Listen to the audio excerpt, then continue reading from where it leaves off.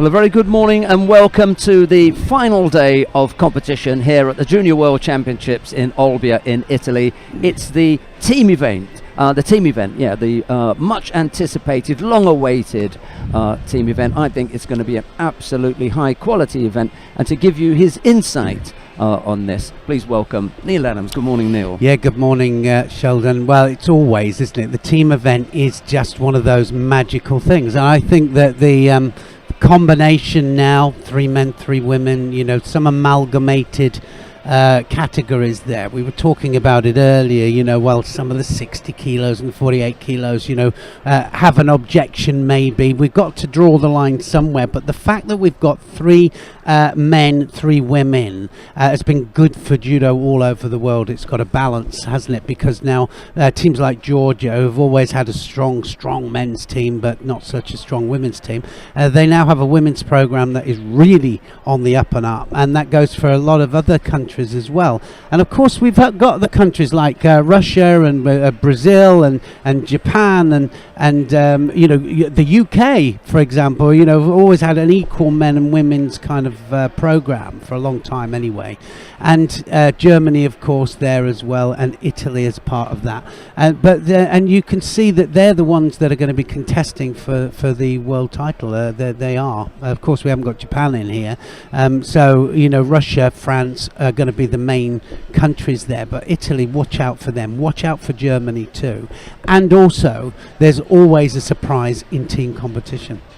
I really like Neil because he has delicately left out my pick. I know he's going to laugh when he realises that he's left out the Netherlands. Right, the Netherlands. Yeah. I'm sure he did that deliberately. He picked everybody, didn't he? He named them. The whole list. I named the whole lot because and I really mean this, and it's not because I left it out. Is because the Netherlands are probably the ones that could really upset the apple cart here, and they because they have had such strong seniors and such a strong men's and women's team, juniors and seniors and cadets and things like that.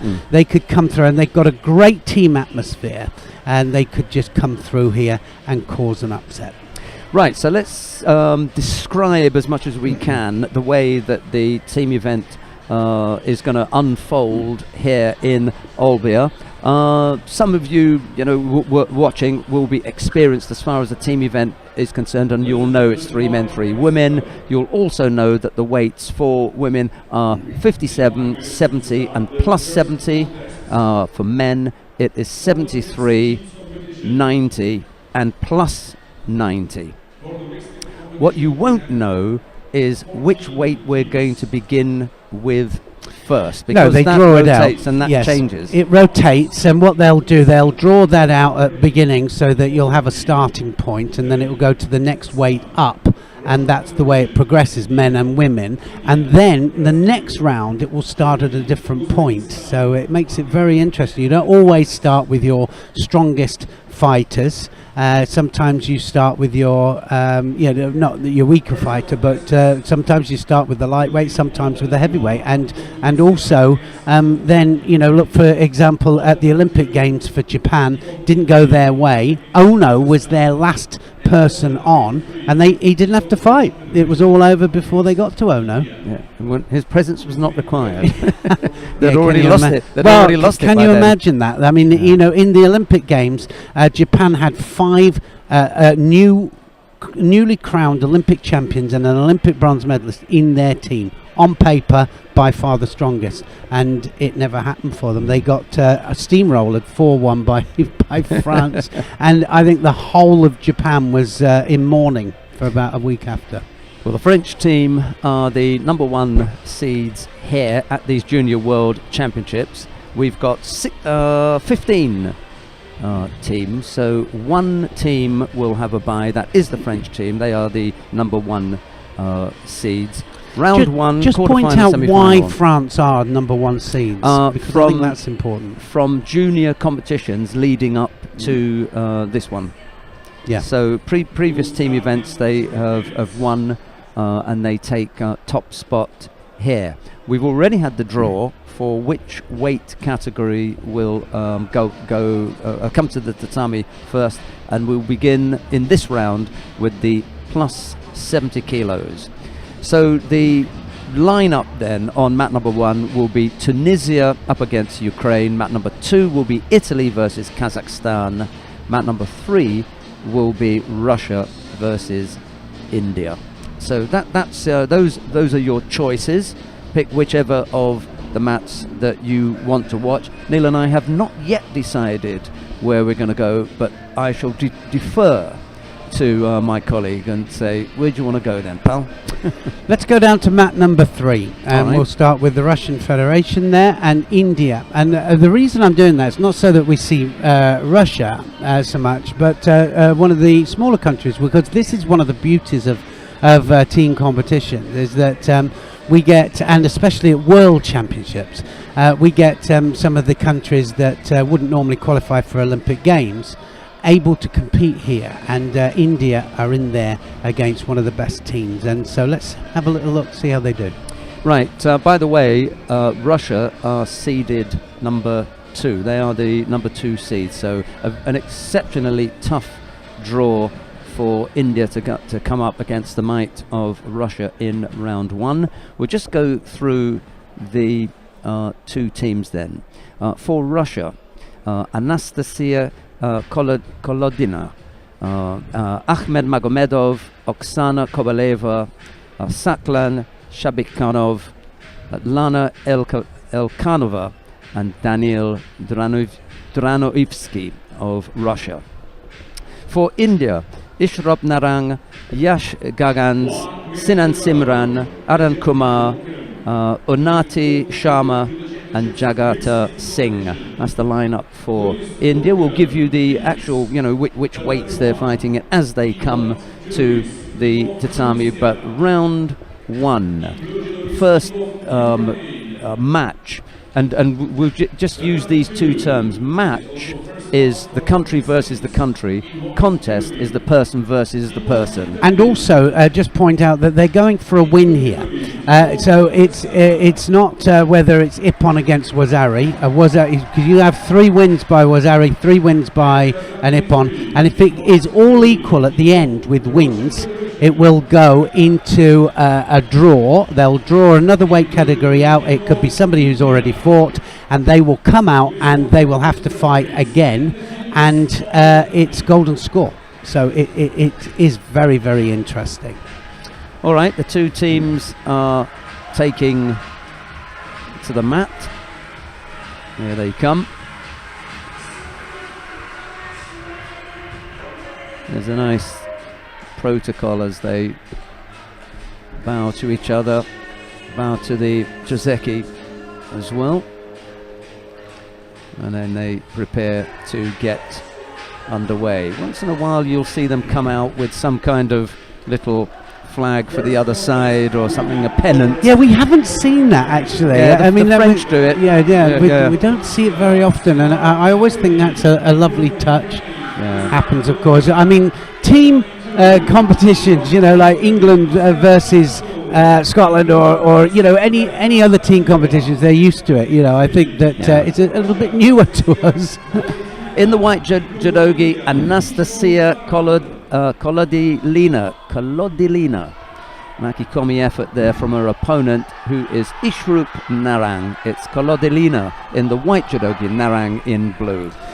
Yeah, this is important, isn't it? First one up here, and the other big advantage, of course, team competition. You see just behind the picture there, they're allowed, the team members are allowed to go into a mosh pit. It's a kind of a situation where they can all shout. This is a situation where that's not in individual competitions. The whole team can get behind their fighters.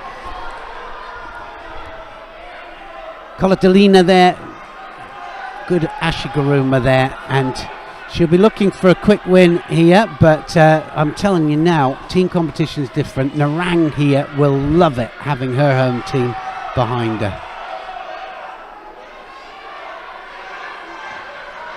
I'm saying that, and I'm looking behind there, and I can't see an Indian team behind there. They've just been pushed to the side a little bit. They're just out of shot. Yeah. Oh, Ashiguruma again, and very close with that. But she didn't have the sleeve. She needs to get the sleeve, and now Narang gets a wind-up.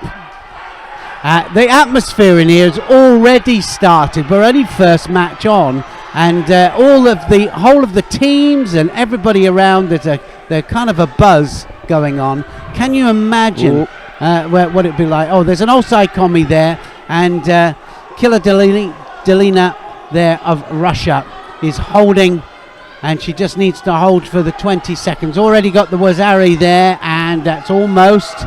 Can she get it? Narang there almost got out, wasn't far off. Ishura Kesagatami, and she holds for Ippon. 1-0 then to Russia. And we kick off with an Ippon. Right, Neil's got a good point. If you look just behind the referee, you'll see a few people in white judogi. The athletes are standing directly there. They all are in that corner, all in blue, supporting India. So they're actually a little bit closer behind the athlete. Yeah, not so bad. Well, I'm not sure whether that's. Have they done that specifically? Yeah. Oh, right. Okay. So, they have. So there's a little bit more room for people coming in and out because they have to come through that. That tunnel, don't they? So if you see, they're standing just behind. Right, we're underway with the second contest. This is in the plus 90 kilo category. Ahmed Magomedov of Russia goes up against Yash Gangas. It's Magomedov in the white judogi, Gangas in blue, and already on the scoreboard. Neil. Already on the scoreboard. Wazari there, nice Koichi change of direction there, and Gangas now will have to fight from behind. Of course, if it goes 4 contests, well, they're going to have a little look at that. I don't know why. Maybe just to see if it's worth a little bit more than a Wazari, or was it a touch of the leg? Maybe, but I think he had hold of the sleeve actually when he went onto the leg there. So he went from the sleeve and then went below the belt line. So I think it was all right. Yeah.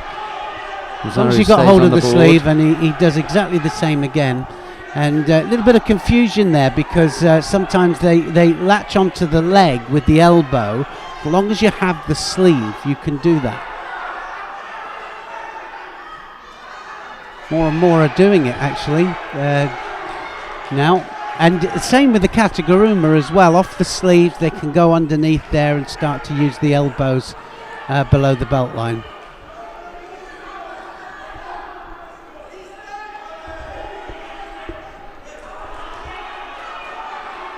Magomedov then trying for the second Wazari there, but Gangas fighting hard.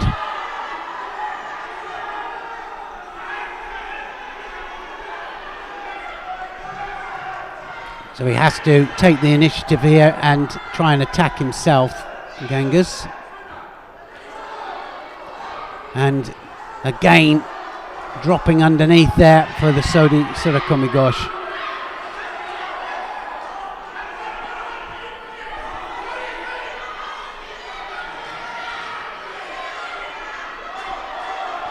Russia 1-0 up. It's best of 6, so if it gets to 4, it's all over. The other people don't have to fight if it's 4-0. Yeah, I'm good with that. Yes, I am too. Well, because otherwise we started to see matches thrown as well, didn't we? And it wasn't real. Didn't want to fight. They'd come out with their bow and say, I'm not fighting. No, I'm injured. It could have got ugly. A bit daft. Yeah, that's it. It's all over. So 2-0 up to Russia then. Wazeti Ippon and Magomedov of Russia in the plus 90 kilos category takes the Russian Federation 2-0 up. Just before we get the next pair on to the tatami, let you know that on the adjoining mat, Italy lead Kazakhstan 1-0, and down on mat number 1, Tunisia lead Ukraine 2-0. I'll explain that one in a minute. But coming on to the mat here. Next up, Oksana Kobaleva is up against Simran. It's Kobaleva in the white judogi, Simran in blue. And that scoreline of 2-0, Tunisia over the Ukraine, where it's going to be 2-1 now. Partly is, well, they lost the heavyweight, the plus 70 kilo category one, which I thought they would. The Tunisian girl is pretty good. She's the African champion. Overcame the Ukrainian, and the Ukraine were already 1 down because they don't have anyone in the under 57 kilo category, so that's why they went in there 2-0. But I think they just pulled one back with Halaka. I'll let you know how that one goes. Kochigari there from Kobaleva, but Simran fighting hard here. Every second, we've pointed it out in the individual competition there, every second out there in the middle there is worth gold, isn't it, as far as experience is concerned, especially for these smaller countries getting out to a world championships. Well, she's attacking her all the time here, Kobaleva, so just the fact that she's gone outside of the area, it's because of an attack.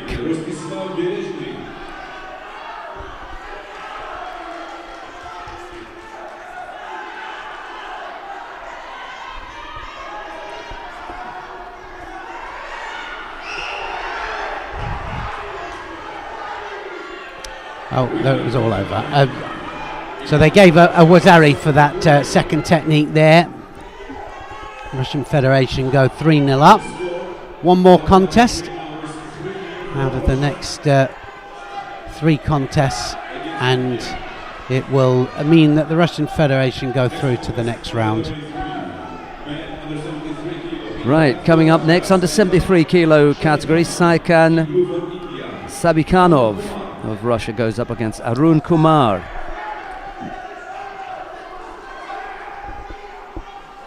He has a really good Tomanegi, Zabikhanov. Not a bad little effort from Kumar, just getting a little bit too far through. Yeah, I mean, they realise, don't they, that they've got an absolute mountain to climb here, and it would be amazing if they could pull it back and make it competitive. But and the reason I wanted to, give India a chance is that they're up against the second favourites here, and it's never an easy thing, is it? Yeah, good choice. And it's going to be all over, is it? Yeah. All over. It's Wazari there. I know he gets the ippon, and it's all over for India, but credit to them, they came out fighting. It's 4-0 to Russia. Massive Surigoshi on the left, turned it into the Uchimata, flat on his back there, and gets the ippon. Wins for Kolodelina, Magomedov, Kobaleva and Shabikhanov. 4-0. Italy, by the way, on the adjoining mat, now lead 2-0 over Kazakhstan. And it's now 2-1. Tunisia and Ukraine down on mat number 1. I don't think we're going to go anywhere. We've got Hungary and Netherlands. I think that's going to be a good match. Why are we staying there then, on the mat number 3? So we're staying on mat number 3. Anybody else that's got a match that they want to see, of course you can go up to mat number 1, 2, and you won't always have our commentary on it, but that's okay. You will do tonight, because all of the medal matches will be Sheldon and I, and you won't be able to turn us off, I'm afraid. That's it. This promises to be a really good matchup. Hungary and the Netherlands, 2 well-balanced sides. And I'll just give you the lineup then for the Hungarian team. Farkas, Sipos, Kriza, Tot, Osbach and Nerpel. For the Netherlands, Kamps, Vissers, Henninger, Haig, Van Lishout and Rennes. I think this is going to be a real humdinger, Neil. We'll begin with the plus 70 kilo category, the women's super heavyweights. Farkas Silvia goes up against Marit Kamps. It'll be Farkas in the white judogi, Kamps in blue. Marit Kamps, the silver medalist from the individuals. Difficult, isn't it? You know, she's straight back out there again, you know, but she was disappointed yesterday with that silver medal, but to be disappointed with a silver, wow. Uchigari. Kamps straight away opens up the account here. She wants to show why she is world silver medalist.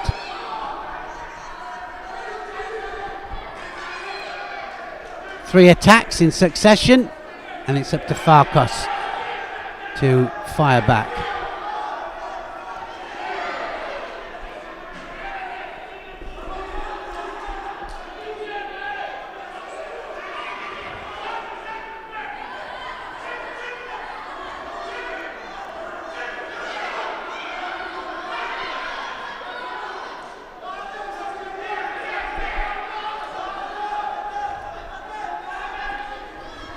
Haven't seen anything from Kamps yet, just about to say, but there's a Makakomi attempt.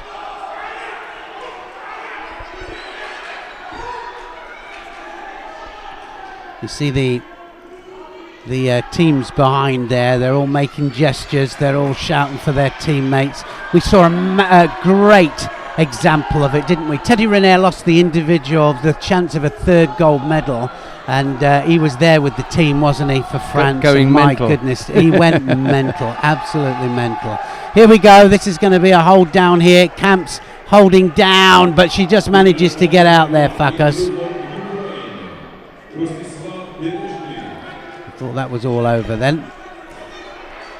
The Ukraine have just dodged a bullet down on mat number 1. Ben Shabli was leading Berezhny by Wazari with 50 seconds left to go.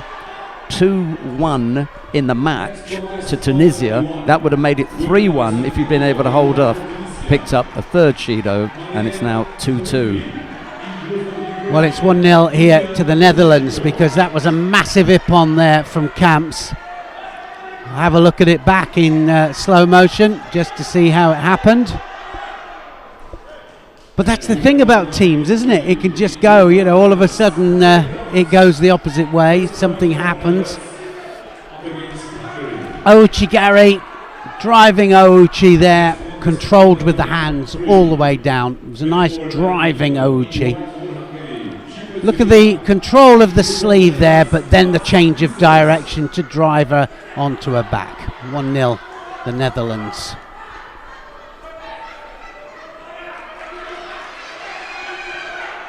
Not an easy thing coming straight off your individual performance, but she did it well there. Well, The Hungarians will be hoping that their big man can come good for them. Sipos Richard is up against Lars Vissers. Let's see what happens here. Well, he's got something to prove as well. The final didn't go as well, did it, for Sipos? Nope. It didn't, and he was outplayed, actually. He really was. Georgian sorted him out. No, he did sort him. He did it, you know, but he went into the final with a 3-0 lead over his Georgian opponent in the individuals. Saba Eniashvili. And it never happened, did it? Eniashvili just fought him perfectly. 3-0 the Italians lead against Kazakhstan on mat number 2. Is still 2-2 with Tunisia and Ukraine. And the reason that the team event brings so much excitement is that the whole venue is alive, because you've got lots of shouting and screaming from 2 teams down on mat number 1, 2 teams on mat number 2, and 2 teams on mat number 3. So you've got shouting non-stop. Yeah. Well, it's like children's competition, isn't it? You've got all the parents there and everybody there. You know, it's always frantic. Sipoch just a little bit.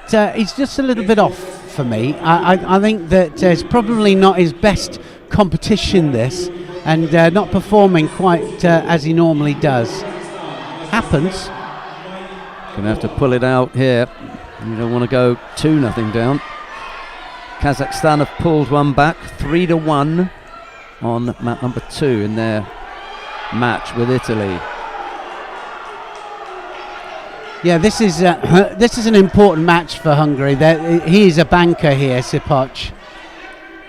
You have bankers when you have certain weight categories. You're people that you think, yes, they're going to win for me. I haven't heard that for such a long time. A banker, yeah, absolutely, Neil. Yeah. There's the Ippon, and it came just as we looked away there, didn't it? Just for that split second. We're going to have another look at it in a second. Sipoch then equals it all up.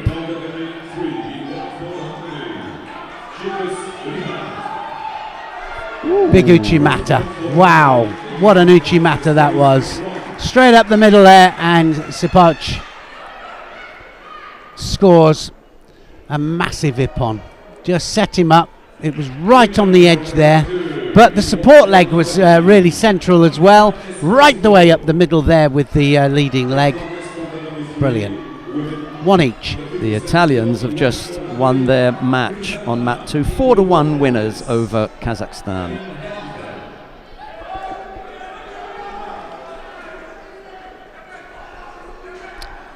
So Hungary, Netherlands 1-1.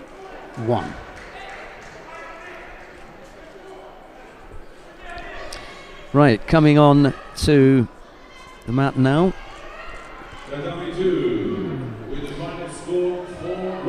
Kuriza Anna of Hungary in the under 57 kilo category up against Ellen Henniger of the Netherlands. Kuriza in the white judogi, Henniger in blue. Henniger has been chomping at the bit to get on the match. He didn't take part in the individual. Yeah, well, that's what can happen as well sometimes, especially at World Championships, where you can put your reserves in, you can bring reserves. Olympic Games is slightly different because you can only have people in the team that are qualified through the qualification system of the Olympic Games. So you can't just put anybody in. It's not like you can just put a whole fresh team in. So it has to be somebody that's there and somebody that's qualified. But the World Championships is different. So we've got somebody in here that wasn't in the individuals, fresh, raring to go, wanting to prove themselves.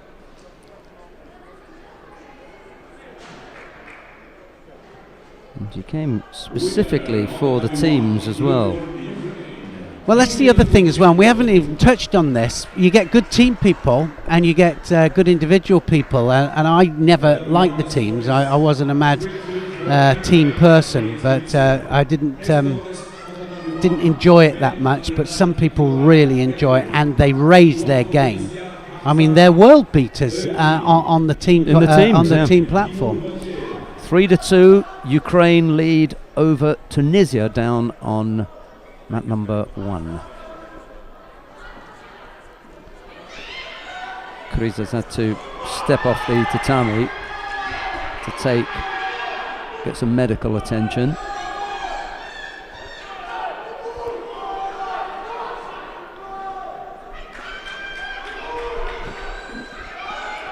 Well, of course, we got round 1 down there, but the winner of this will go directly into a quarter-final match.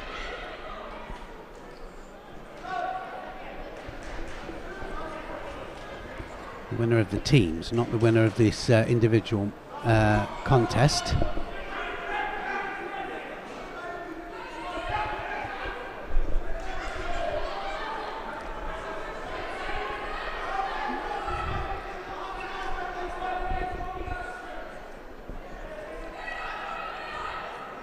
So now Kryca has a chance to put Hungary 2-1 up, and it's because it's a fairly even match. It's not by any means going to be an easy match here for Henniger.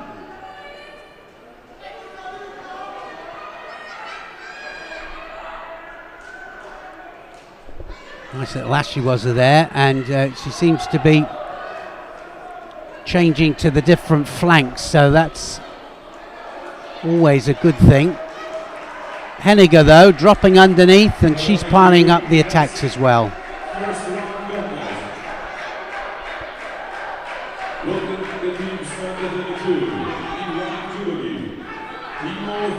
At the Olympic Games, Israel almost upset France in the quarter-final stage. That's going to be a score there, and Henniger scores a Wazari, and that little tip there takes Kriza onto her back. Couldn't quite tie it up. Still plenty of time though, only a minute and a half gone.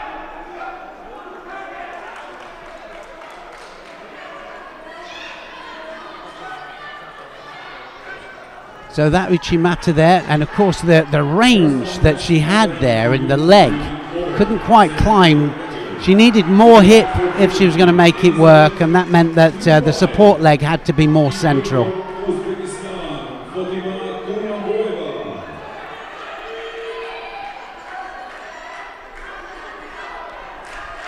Still looking for the Uchimata here, Kriza. Big arm over the back. Plenty of time left on the clock. Half the contest still to come. Yes, it's too far to go, isn't it? 2 minutes, it's only halfway. Can't just hold on. I know she wants to. Actually, some of the tactics is obviously just to hold on to a Wazari win, which is a win, isn't it? We were talking about wins. That's enough. That right arm is right into the hip there of Kriza. Just getting dominated there. Might be a Shido there for that right arm into the hip. Wonder if the referee saw it. Yeah, he did. Well, similar, isn't it? He didn't give it directly for pushing in there, but she was overly defensive, and that was enough for him. Probably the right signal, by the way. Yes, probably. Henniger just looks a little undersized to me for the weight category. Just something about her that looks like 52 kilos as opposed to 57. I don't know why. Anyway, chance here. Now in for the Juji, and a good chance here. Not only for the arm lock, but look at the seconds ticking away here now. This is where the tactics, team tactics comes in, because that win, she's going to arm lock up. Yes, she's got the submission, and the Netherlands go 2-1 up against Hungary.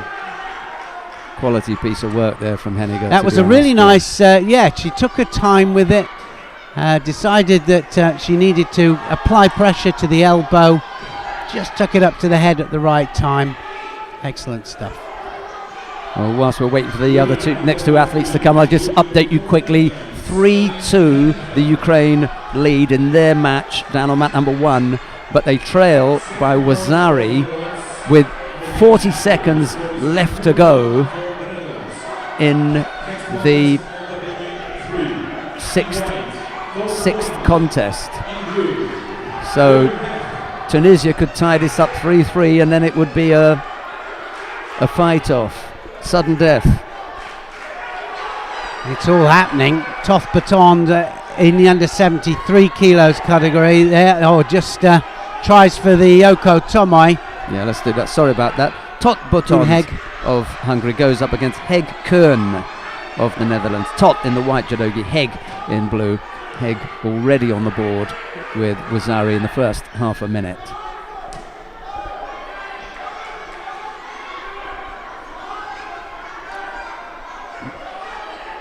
Tunisia, by the way, 19 seconds away from tying it up down on mat number 1. That would be 3-3.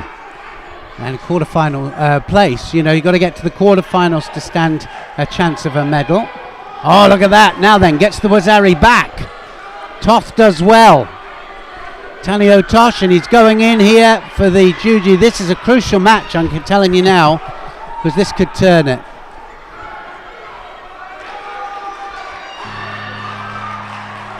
Tunisia have done it, by the way, down on mat number 1, 3-3. So we're going to have that. We're going to have that draw, Neil. Oh, well, that's always interesting, isn't it? That draw, and the teams get marched on. They have to look up to see who's going to be chosen, and sometimes it can be the person that's just already walked out. So that it is interesting. This is an interesting match here because Toth and Hegg here going absolutely hammer and tongs here. Not possible for a draw. Used to be possible for a draw. You could play for a draw in a team match. Now you can't. It's always a winner at the end of it. Both fighters on Wazari. Netherlands lead 2-1 in the match. Yeah, crucial this for Hungary. Absolutely crucial. I'll just tell you that the Ukraine and Tunisian teams have taken to the mat again. They're going to line up as they wait for the draw to see which weight is going to fight again. That's a horrible feeling, I tell you. When you're up there, you think, here we go. It's on the big screen. It spins around and lands on a number. Please pay your attention to the big screen. Here it comes. It's the plus 70. Tunisia won it. The Tunisians are jumping up and down. Yeah, it doesn't always work that way, though. So sometimes it's turned around. They turn it around. So they've got to go again. And now the Ukrainian fighter has to, as Hegg picks up Ashido, that's the one that we're watching, minute and a half to go. Well, just keeping you updated with the excitement happening on mat number 1, and exciting because it is golden score immediately, so it's sudden death. First score wins it down on mat number 1.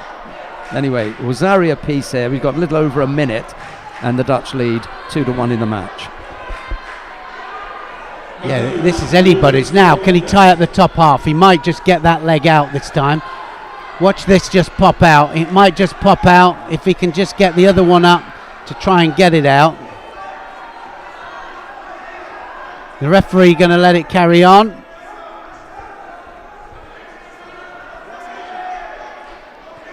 Just managed to pull the arm through there, Toth.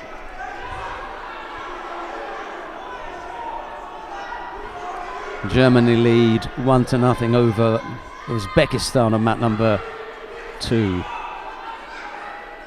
Flugbeil won her opening contest. Half a minute left here. Wazari apiece. Golden score looming large. They haven't got underway yet on mat number 1 with the golden score contest. Just to point out that the timings are exactly the same as an individual competition. It's fought exactly the same, but you're playing for a win. Slightly different. You're playing to win, which means that if you've got a Wazari on the board, you just block somebody out if you can, just to get the win. You can have 3 Ippons against 3 Wazaris, but it's still about the win, and then it would go into the golden score match. But anyway, it is happening like that on mat number 1 at the moment. All excitement. And we're going into golden score here on mat number 3.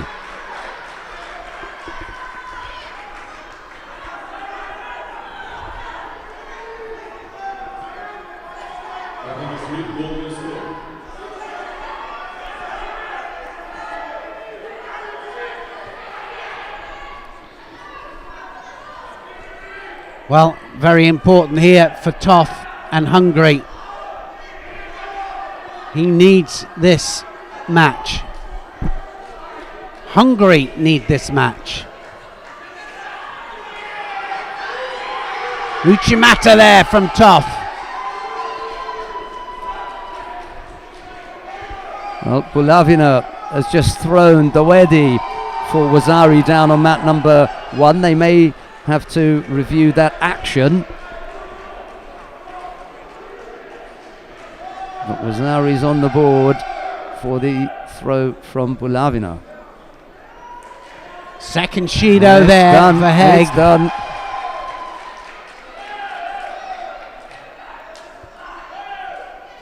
Second Shido for Haig. One more of those and it'll be, and this again is where the tactics come in now. Toth just needs to pile on the pressure. Is he going to fight for a win, or is he going to go for a bigger score? Probably fight for a win. That means if he gets him wound up for a third Shido, he could win the contest.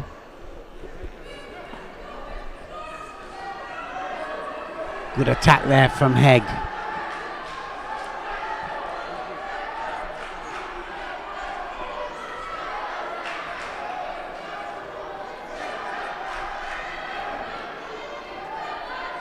Looking for the turnover here. Haig, can he get it? Can he get the leg out?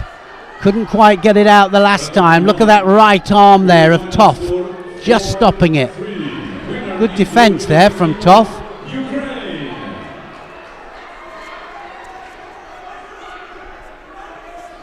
So Ukraine win their match down on mat number 1 by the skin of their teeth, that one.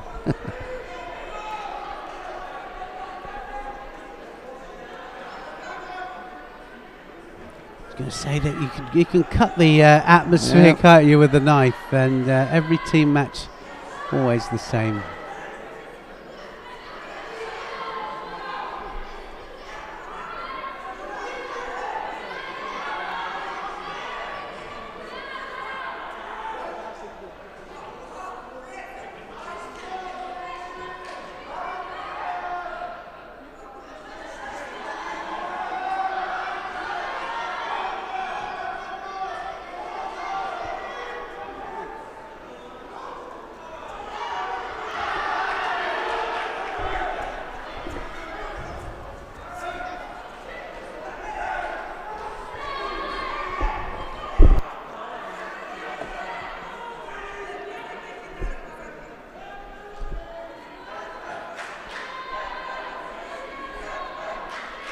So yet again, he had to go off here, Toth. He's only got 2 times he can go off. If it's the same cut, only 2 times can he get it treated. Different cuts, different. You can get 2 times on each individual abrasion, but anyway, all sorted now. This contest absolutely essential for Hungary.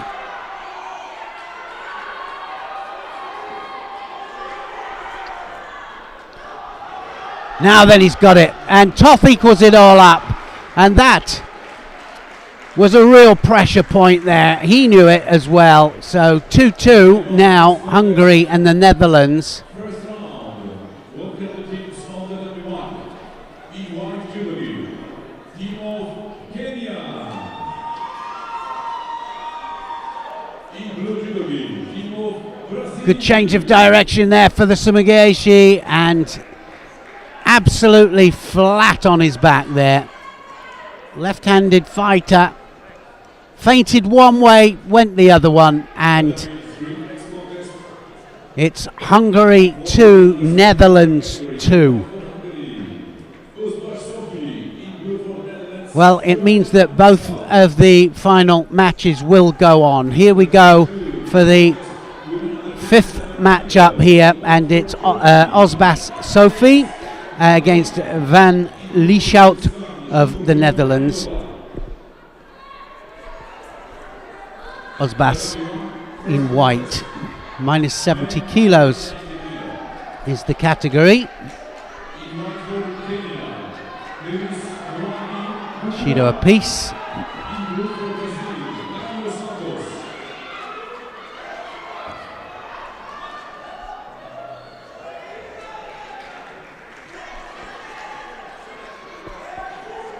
Lasut then realizes how important this match is, but Osbas does too.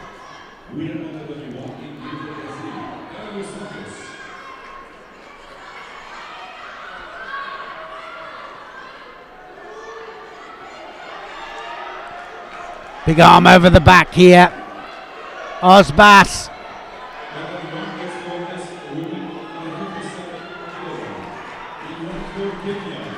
Well, it was always going to be close, but I put the Netherlands down to causing an upset.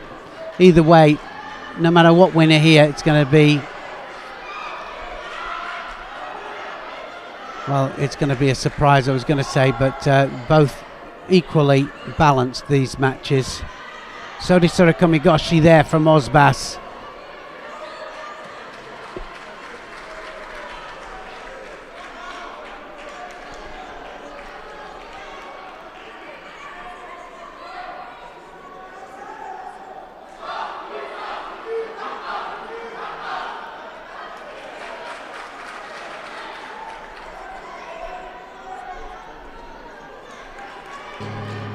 Left against left and saying that, but Van Lasut is going right-handed as well, and there's left-handed one from Osbas.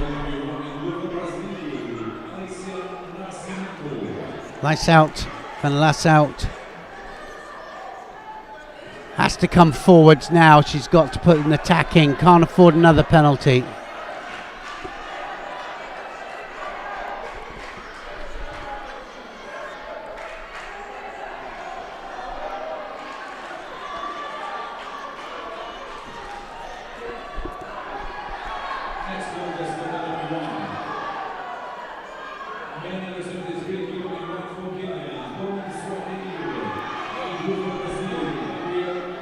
Left Uchimata, and that was close. Didn't quite have enough control of the upper part of the body.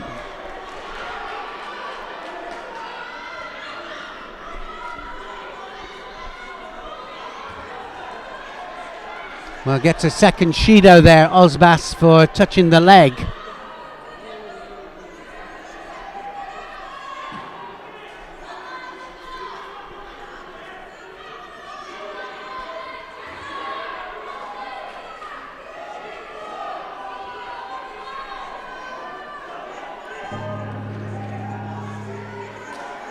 One minute to go here. One more Shido for Osbas, and the Netherlands will go ahead in this match.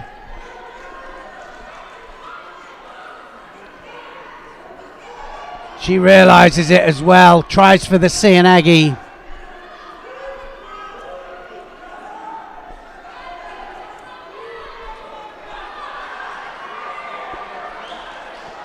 Onto the arm, and that arm is out straight.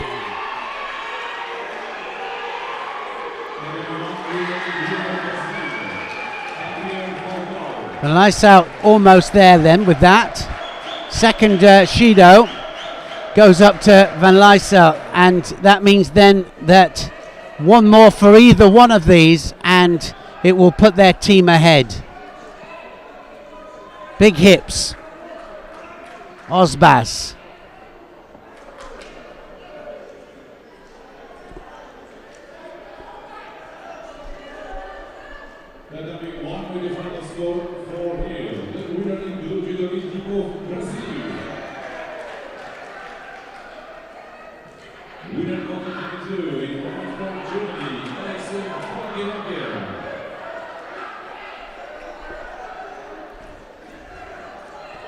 Now she'll have to take her all the way over there. Bottom half there of Osbas was just turned completely the other way there, but the top half was on the back. But wow. 2 Shidos apiece, and it's going to go into golden score. It is already into golden score. Van Lasut just a little bit behind on the attacks, I would say, but saying that, it often goes against the run of play. Wow, what a contest between these two. One Shido away, or a score, of course, putting their team ahead. And again, it's another good attack there from Osbas. One more of those, and I think that Van Lasut will get a third Shido. If she beats it to the attack again, it might be all over.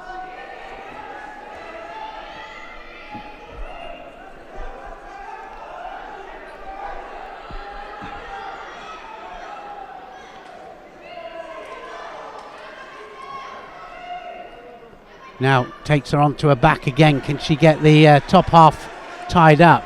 Is she going to go onto the arm? No, she's going to tie up the top half. Can she get that leg out? Going for it here. And she's got the offside kumi. She has the offside kumi. Van Lieshout though out immediately. And she lives to fight again. Oh, what an effort to get out of that. Good bit of newaza though from Osbas. Digging deep here. Yeah, this is really digging deep.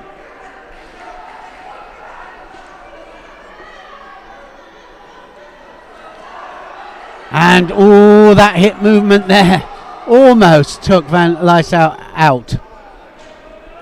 Almost there.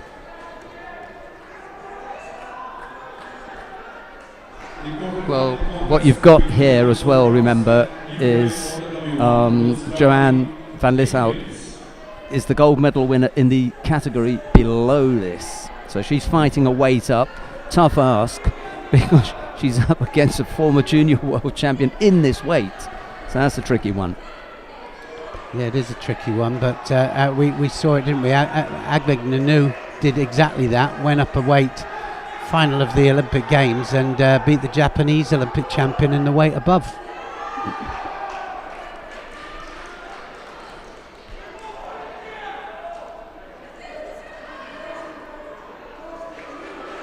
Well, at least she knows, Van Lieshout, that she can go up a weight. Sorry, not in, I mean both in this weight. No, both out of this weight. They're both fighting One weight up. out of their weights, yeah. Oh, is that going to be it? Whoa. It is. She gets the Wazari. She gets the Wazari Osbas. And what a crucial score that was, because that puts now Hungary 3-2 up in this match. A little bit of revenge for the Hungarian.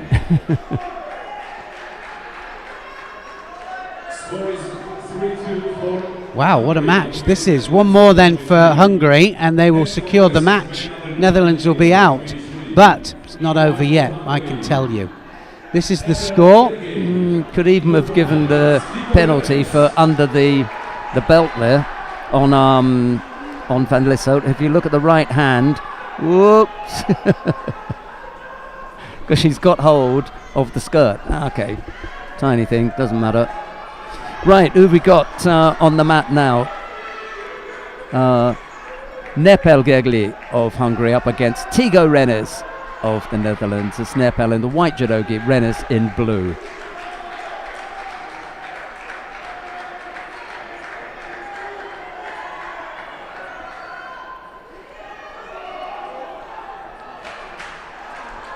Rennes, if he can equal this up, it will. Oh, look at that! Elbow was just out. That Ouchigari there was close, wasn't it? When we see it back in slow motion, you'll see it was a nice driving Ouchigari, but it is the landing that you've got to look at. And often, well, if the elbow is out, it doesn't score.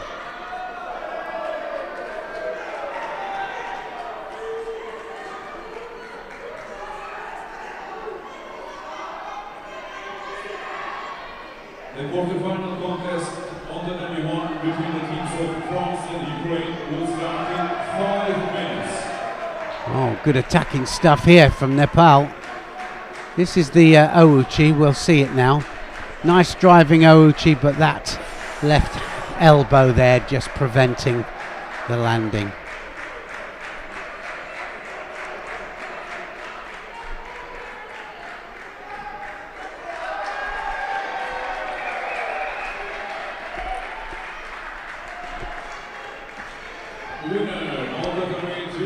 Well, it's all happening here.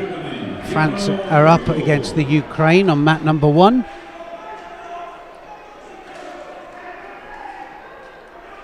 Well, if this one gets finished, then we'll go to that match. Just have a little look at France, see what they're putting out.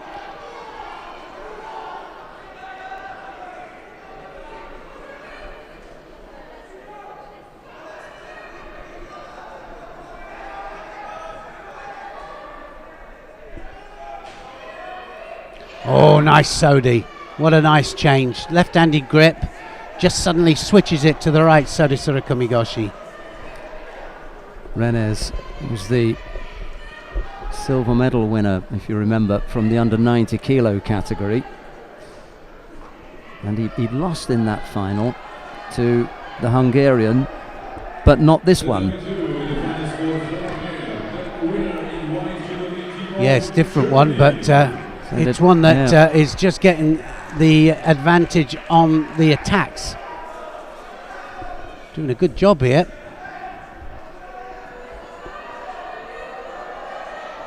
He's going to have to start to get to work here, isn't he, Rennes?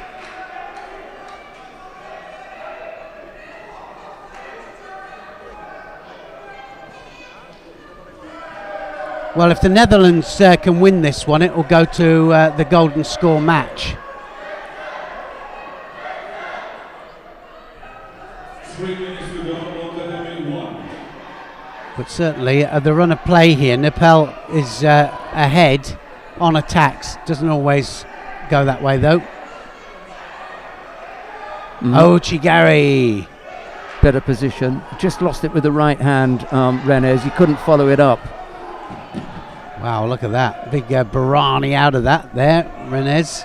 He just had Nepal moving, and if he could just have got a little bit closer, he could have threatened him.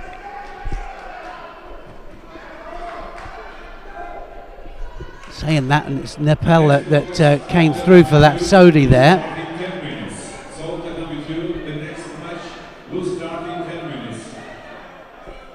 Quarterfinals already underway on 2 minutes to go down on mat number 1 before we get with the quarterfinal. Italy will start in less than 10 minutes. This is not going to take long, Neil. You know, we're 10 to 11 here. Yeah, no, I know. It's going to be a quarterfinal, quick semi-final, one, and then we've got the final block.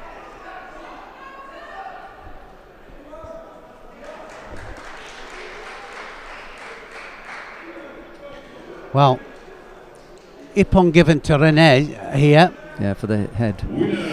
So he went down on his head there, used his head. If we can get a replay on it, then we'll have a look at it. And if it was intentional, then it means that it's Honsokomaki. And that means then that Rennes has put Netherlands back to equal it all up at 3-3. And it's going to go now. Look at the teams now. We can have a good look at this now to see how this works. We can visualize it because they'll be marched on here. They'll have to look at the big screen. The announcer announces it as well to see which of the weight categories comes out again. One of them has got to, and it might be that match, the last match that we've just seen. It can be. 1 in 6 chance. Yeah, here we go. And it is. It's them again. They're out again. It's the plus 90 this time. You know, we just saw it there that he absolutely, Rennes' face then just went down because he's got to go and do it all over again. No, it's the plus 90. It's Sipoch. Oh, right. And of course Vizes. it is. Yes, Yeah. it's Sipoch. Sipoch and Vizes. So it's their strongest one. But Rennes' head did go down. It did go down, didn't it? It did. Because he knows that Sipoch has just sorted out his teammate Lars Vizes, and there they've got to go again. You're right, his head did go down, but not for that reason. Yeah, not for that. So their strongest one, Hungary, can fight again. Sipoch is without a doubt one of their strongest. But I've seen it, that they've come out and they've totally turned it. Welcome the teams of the W1. In white jewelry, team of France.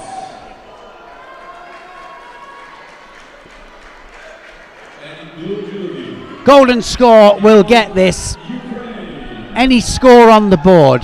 So if he gets just a small score here, Vizes, then he will win it for the Netherlands. He gets a Shido there for not attacking, I think.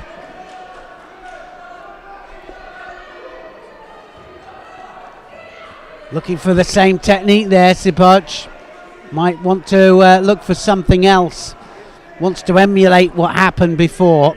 He threw with a massive Uchimata in their first match. Now the Seoinage. He can take them through to the quarter-final. Or Vizes, he could take his team through. What's it going to be? Sense of urgency from both fighters. Big left hand there, controlling the head. And he tries for the Uchimata there, but this time Vizes says no, it's not going to happen.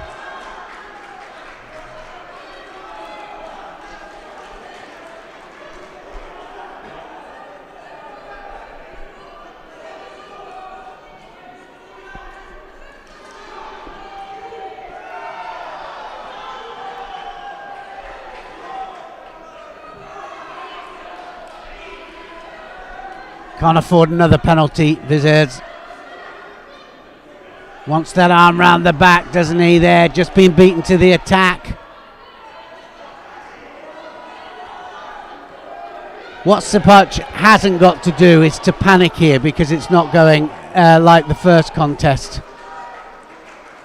It was never going to be like that. It's got to come out, it's got to start again, and maybe treat it as a totally different kettle of fish.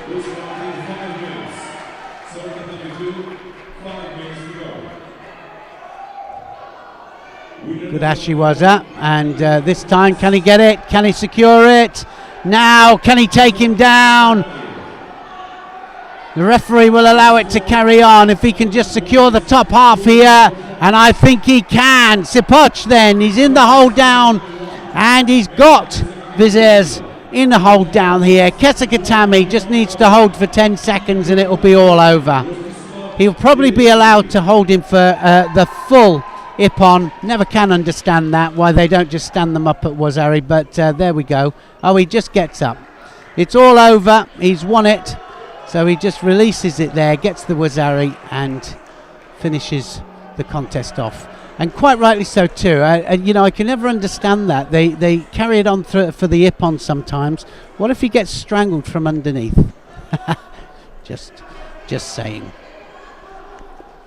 So he had the head, he pile drives towards the shoulders there, tries to get the shoulders pinned, and in the end changes over to the other side. So changes over to the other side there, Kazure Kasakatami there, and secures it for the Wazari. Just needed the Wazari, gets the Wazari, and it takes Hungary through to the next round, and the Netherlands are out.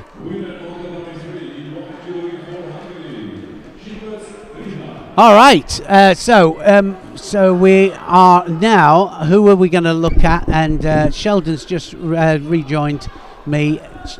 Shel, who do you think? We got to see the French. Okay, so let's go up to mat number 1, where we have France and the Ukraine at it. And we join the contest between Joan Benjamin Gaba of France. The French are already 1 up, and the reason for that is that the Ukrainians don't have an under 57 kilo athlete, so they went 1 down.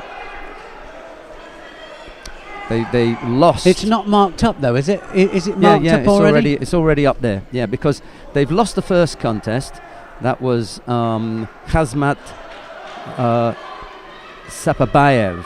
Khazmat Sapabayev won his plus 90, because we were starting with the plus 70 in round 1. And now it's different. Round 2 is plus 90. Khazmat Sapabayev beat Alexei Halaka, so that was 1-0, but they've already got the under 57 kilo category 1.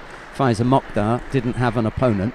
So now that we come to the third contest, Joan Benjamin Gaba and Rostislav Berezhny. That's the one we're watching now. The French are already 2-0 up. So this one will Can it put them 4-0 up, and then it will be just on the last contest there. This one would be 3-0. Yeah. Russia and Brazil down on mat number 3. Turkey and Italy on mat 2. Those are the other quarterfinals taking place. Germany up against Hungary will come up immediately after this one on mat number 1. It's all happening thick and fast here.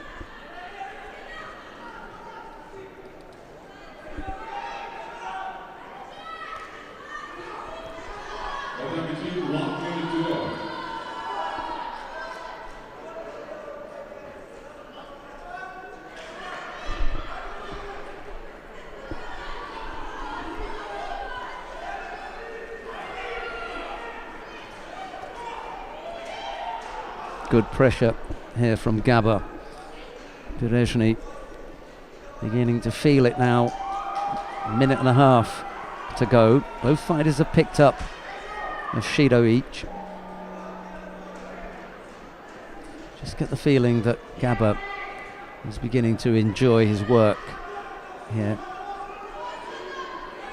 Well, it wasn't that long actually, it was just a minute to go. Ojigari left-sided from Gaba. Berezhny with a poor effort on the right side, only one hand on, moving away from his opponent. I think he's going to get a penalty for that one. 2 penalties picked up by Berezhny. Plenty of time left on the clock. Not the position you want to be in.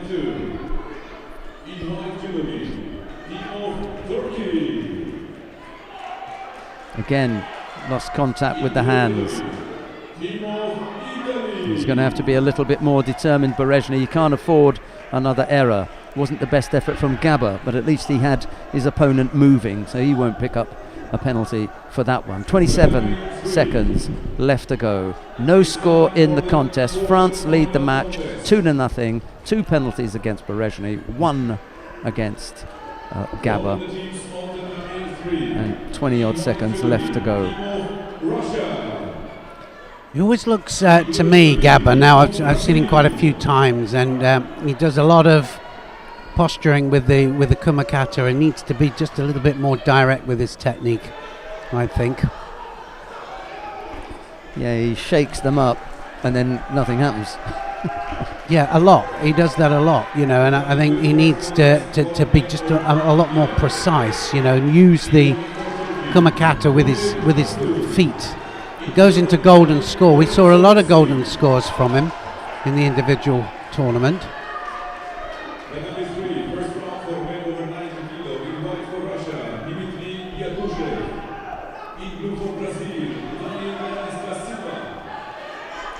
Berezhny then sees that he has to do the attacking here. He has to take the initiative.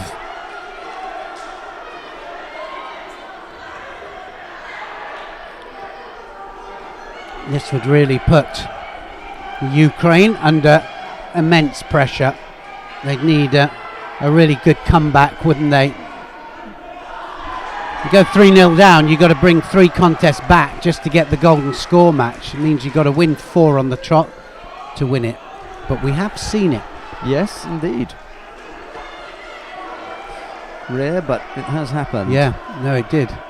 Actually, last time I did see it was in a match between, it was a junior match between Japan and Russia. And Russia pulled it back from 3-0 down, and they won the last match. Look at that left hand there. Berezhny is right into, it was right in the hip there of Saba. Of Gaba, sorry.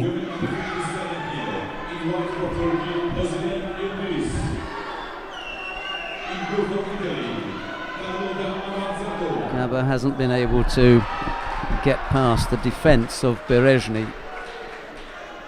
Just feel that Berezhny is at a disadvantage here in the golden score period with 2 penalties against him. Needs to concentrate on his job, Berezhny. He's looking at his teammates, listening to all of the advice, just needs to get out there, get cracking.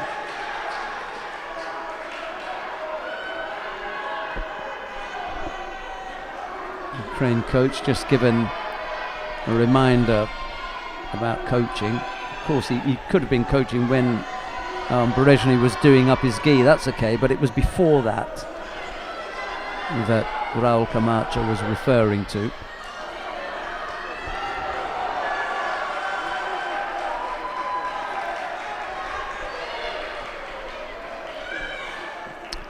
So it's going to be, I think, third penalty. It's going to be penalty each, is it? No. In fact, Gaba gets For a crushing. second one. Yeah. Got an unusual grip, that's okay, you can take unusual grips. Took control and then didn't use it. So you have to take a positive action when you take those unorthodox grips. Can't just dominate, crush your opponent and leave them there. And this time have to talk to the Ukrainian again, and he's being invited to take a seat in the stands. Well, I think it's probably going to be a bit further than that, isn't it? Otherwise he'll be vocal, won't he, from the stands? He's gone back, but...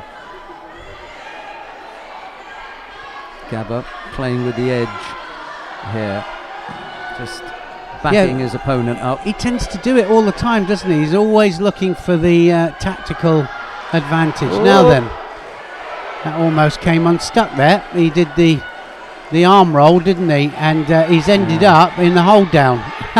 He made a mistake there, did Gaba. It was slightly untidy, but I didn't think it was going to end up with him in Osaikomi. Oh, panic stations Yeah, there, wasn't yeah. it? Total panic stations. Really, it was a poor roll that put him in that dangerous position. 2 Shidos apiece up here. That's better. And he's gone onto the arm again now. Is he going to go again on it? Berezhny there just turning completely the other way, but he's going to go over to it this time. And he's in the hold here. Now it's Osaikomi, a couple of seconds into the Osaikomi. Oh, dear me. How much energy has that taken out of them?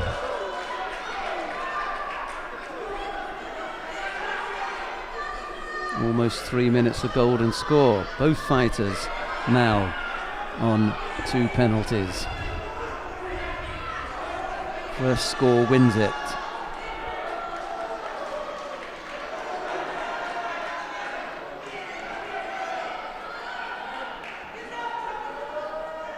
Next contest, number 3.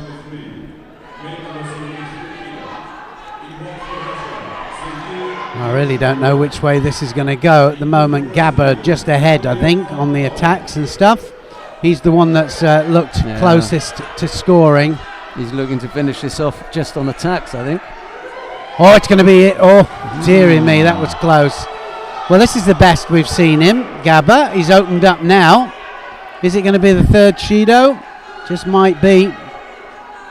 Looks like he's poised to give it. Yeah, we're going to go again, I think.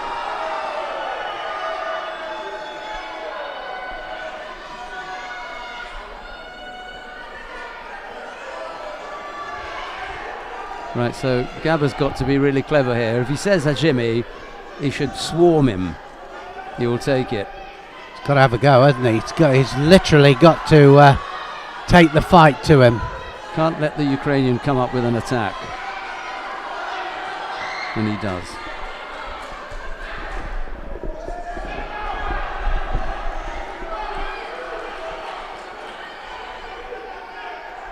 Berezhny does the right thing coming forwards. He just about saved that third Shido there. That's what Sheldon was talking about.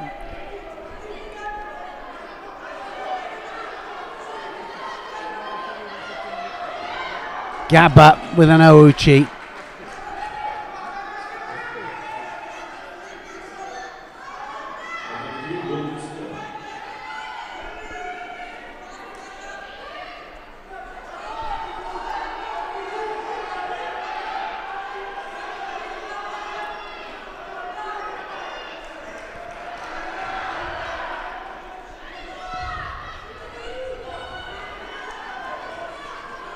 Brezhny then, not giving up, that's for sure.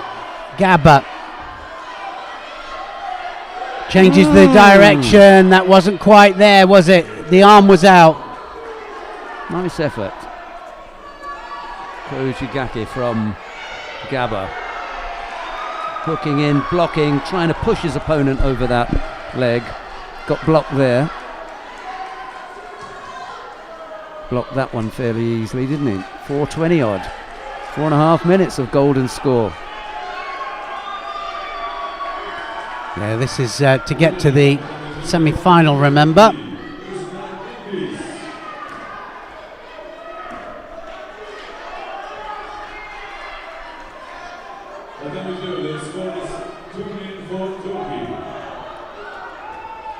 Just about gets away with that. And now, can he cross the legs off here? I don't think there's any intention there at all. Gaba, well, he can't be playing for time because you've got to play for the win.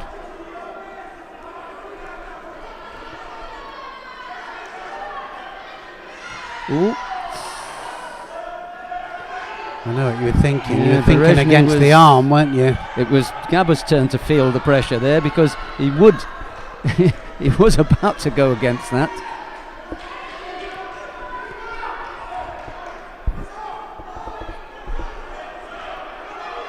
Well, teammates, especially next one up, must be going, what the heck's happening here? That's another extra two contests put onto the end of the first 4 minutes. So that's 15 minutes almost. The next person out has had to wait. So what happens to the warm-up?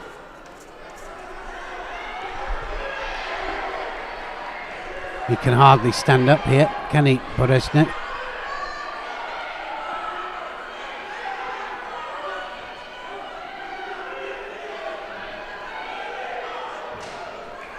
He can hardly stand up. Look at this, and I think it's a little bit of an injury as well, but he's not allowed to do that. He can't do it. I think this is still played for time, I think. Oh, well, it's gone. So he's got it. 3-0 France then, and it's gone to Gaba.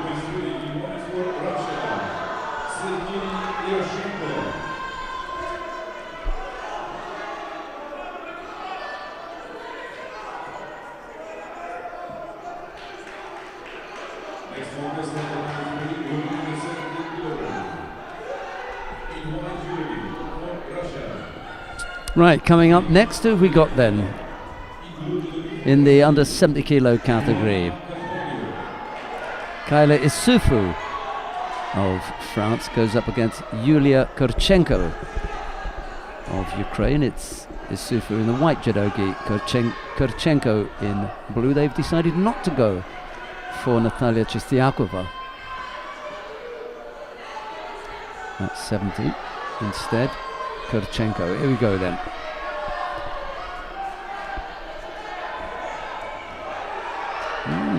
Slightly off balance with that attack. Yeah, this one to take them through to the semi-final. France. For Kurchenko, of course, it's all about rescuing it. We've got a big ask here going, catching up the 3 deficit.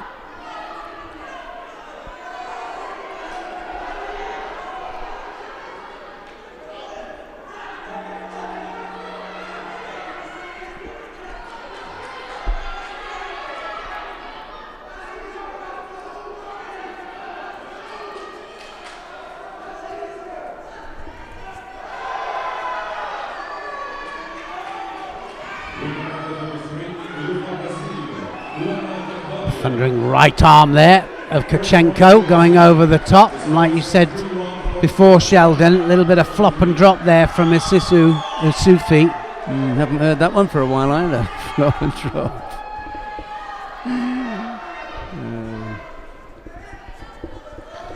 Well, it needs to be executed with power and absolute force.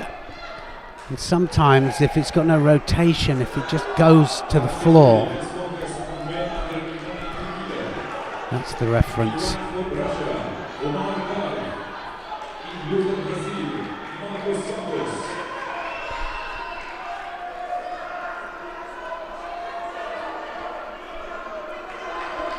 I think that's the point. You need to have kazushi. You need to have control with the hands. It needs to be rotational. You need some kind of drive with the back leg. And if it hasn't got any of those, if it just flops to the floor, I think that's the point.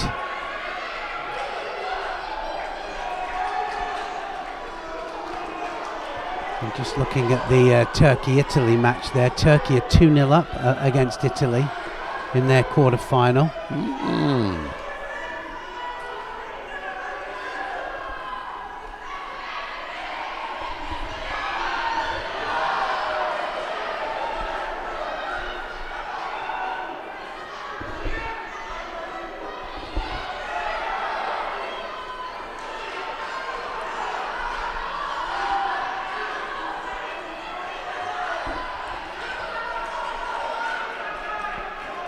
This is an under 70 kilos category match.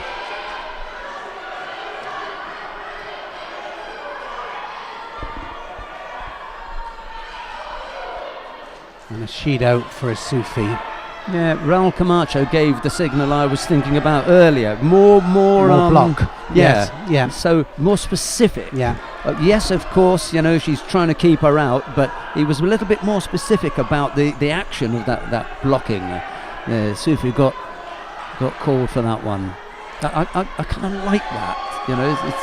This is what you've been doing, and I've seen it. Yeah, no, exactly. Yeah. Minute 17 left to go. Single Shido against Isufu.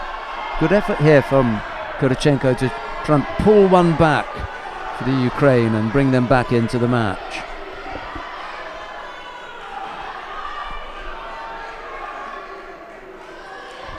Wasn't the strongest, was it? It wasn't. She did have to block it, though. Yeah, I think she might get away with that, just about. She did have to block it. So I think that was the saving grace for Isufu. Again, head bent over. Yevchenko got to make something happen here. Gone over onto the other side. Did she duck underneath? I think so. I think she ducked underneath, and that's the third one then. Shido, yeah. A second one. Yeah.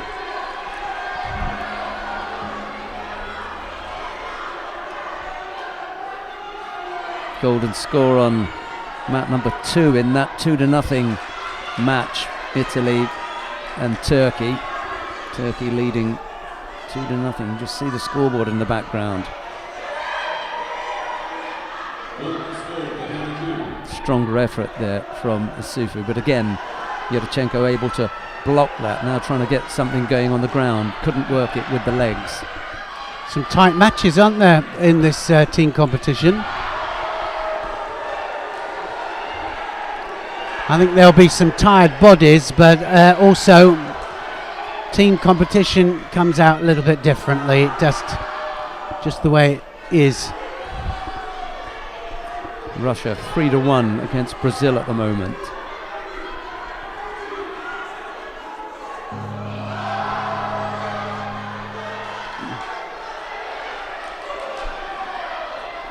Need some extra time here, Neil. Yeah, into golden score with Sufi 2 Shidos on the board, and Kurachenko has a chance to pull one contest back. No more mistakes from Isufi. That Tominagi this time manages to move her.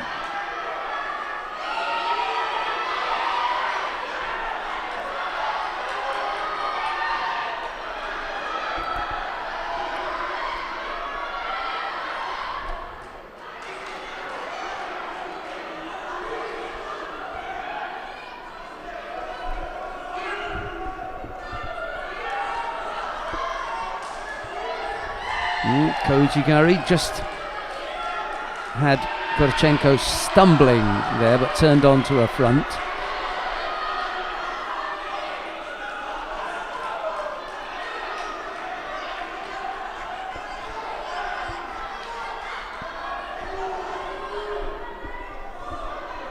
Well, just looking into the dugout there of the French, they just look quite calm actually. Cool, calm and collected, a little bit different to the team out at that Olympic Games. Oh my God, I thought they were going to go out and join them on the mat. Well, I think Teddy Renier didn't he? Did a huge throw on Agbegnanu and then left her to drop, if I remember rightly, in celebration.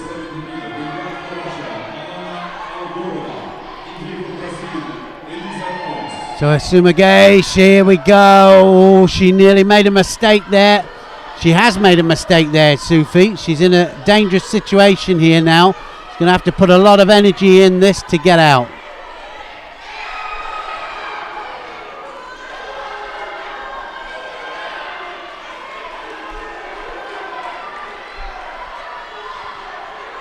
Well, this is where they have to dig deep, and this is where the team effort comes in. Don't forget, you're not just fighting for an individual win, but you're fighting for your team.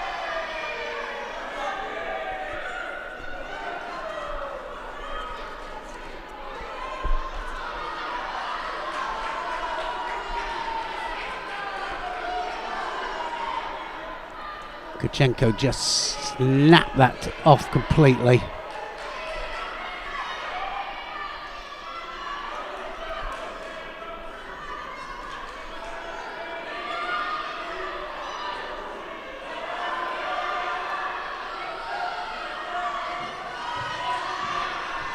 And again the Tomanagi, and this time Kachenko falls into the juji. Now's her moment. This is a chance. Can she go to the top of the lever? Let's see the right leg in a better position. Oh, it's out. That arm is out. Oh, now that arm's out. And it's one back for the Ukraine. Took some time, but she was wearing her down, wasn't she? Bit by bit by bit. Yeah, great situation there. I mean, she was almost in trouble a couple of times on the ground there as Sufi.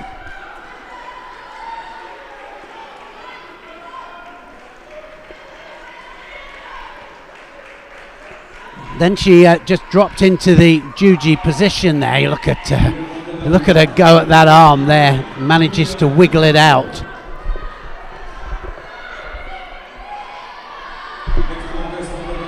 (3-1). So France now have to win this match. Giap Hambu of France.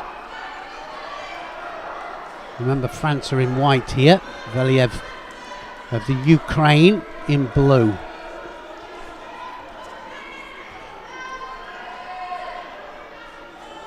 Fighting for every win here, the Ukraine now.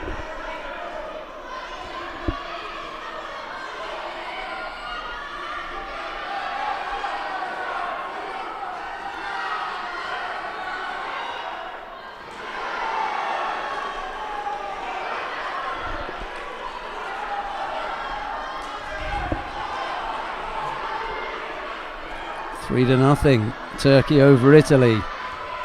Could get ugly there. 3-2 Brazil. Brazil have pulled one back. 3-2 to Russia. Down on mat number 3 in that quarter-final. Here, 3-1. It's all happening. Yeah. And Giap Hambu with a chance to finish it for France. Well, he's got to be careful of that one, Valiev, because Valiev almost went against the elbow then with that particular technique there. Giap Hambu just happened to go in a slightly different direction, so took the pressure off the elbow.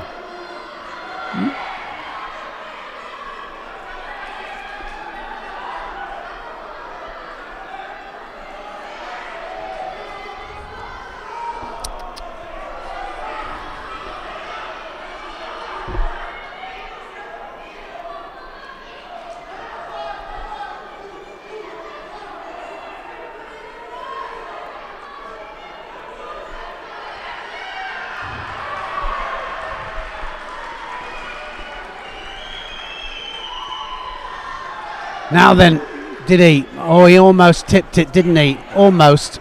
Valiev there came in a little bit too deep, almost got taken onto his side. Niap Hambu gets a Shido for not attacking.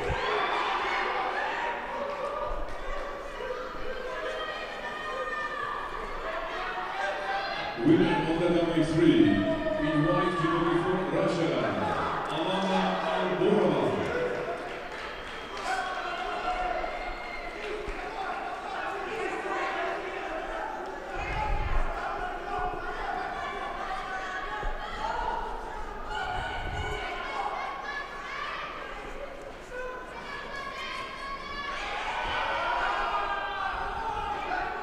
The number 3 with the final score 4-2. The winner in white judo of Russia. So Russia just won against Brazil, 4-2, I think. Now then, that Makakomi almost worked again, and yep, Hambu will have to step it up, because otherwise he's going to get a third Shido here, and the Ukraine will pull another one back.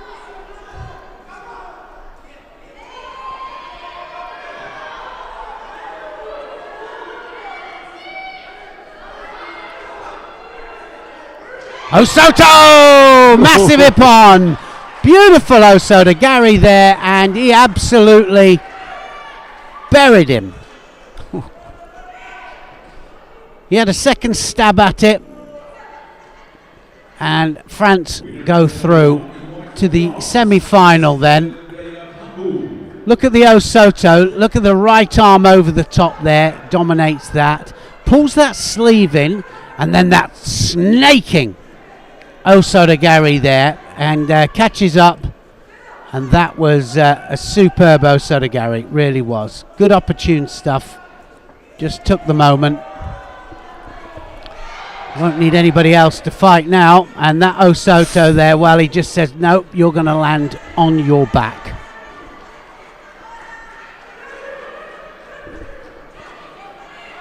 Two Shidos on the board, he had to do something, but credit to him, that Osoto Gary was superb. Right, let's have a look out the wing at the way that things are shaping up then. France have overcome Ukraine, Turkey and Italy are still battling away. I think that's where we're going to go then, Freddie. Let's go to mat number 2 and see it's 3-1 to Turkey at the moment,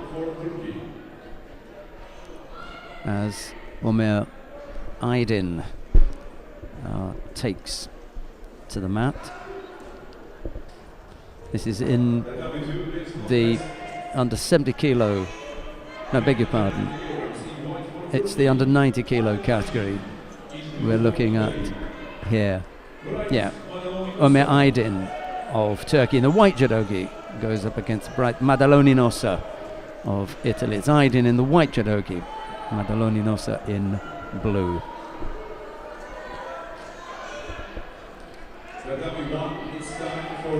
The winner of this will face France in the first of the semi-finals. Russia are already in the second of the semi-finals. They'll face the winner of the match that's going to take place on mat number 1 shortly between Germany and Hungary.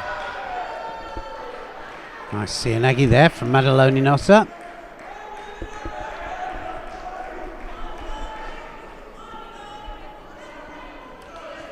Could wrap this up, couldn't they, the Turks? It's time for the next quarter-final contest on the dummy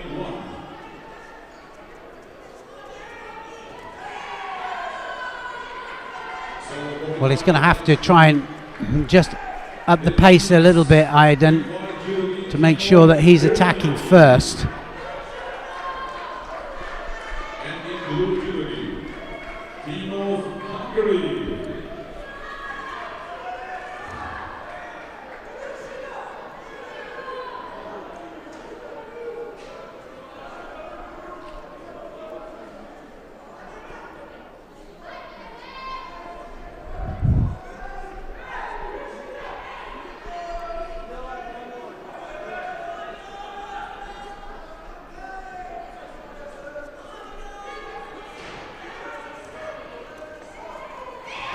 Oh, we've seen some tight matches already in these team competitions. Shido goes up to Aydin. So just been beaten to the attack every time. He's not moving his legs actually. He needs to get onto the pace. Oh, he does now. That was one big attack there. Does he get a score for it? He gets the Wazari for it. If we could have a look, just see how he did that there. Ran onto that. First big technique from Aydin. And it's a Wazari up. Makikomi is what happened, I think. There's the first one, almost went over here. Now watch him rotate on it. Soda Makikomi. And he was just waiting for that.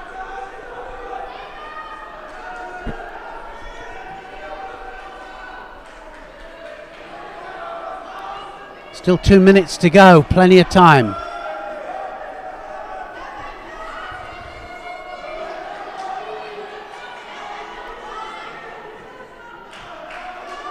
Huge task here now in front of the Italians. 3-1 down. Wazari down in this contest as well. And you've got a minute and a half left to go. Yeah, that Newaza was going nowhere, was it?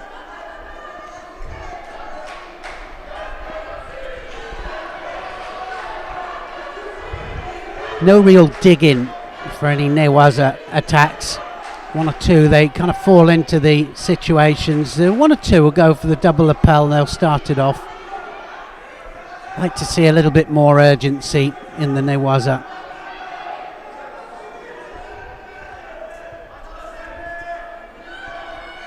They're already underway down on mat number 1 with the quarter-final between Germany and Hungary. They started with the plus 90 kilo category. Loseni Kona of Germany and Sipoc Richard down there on mat number 1. There's no score in that one as yet.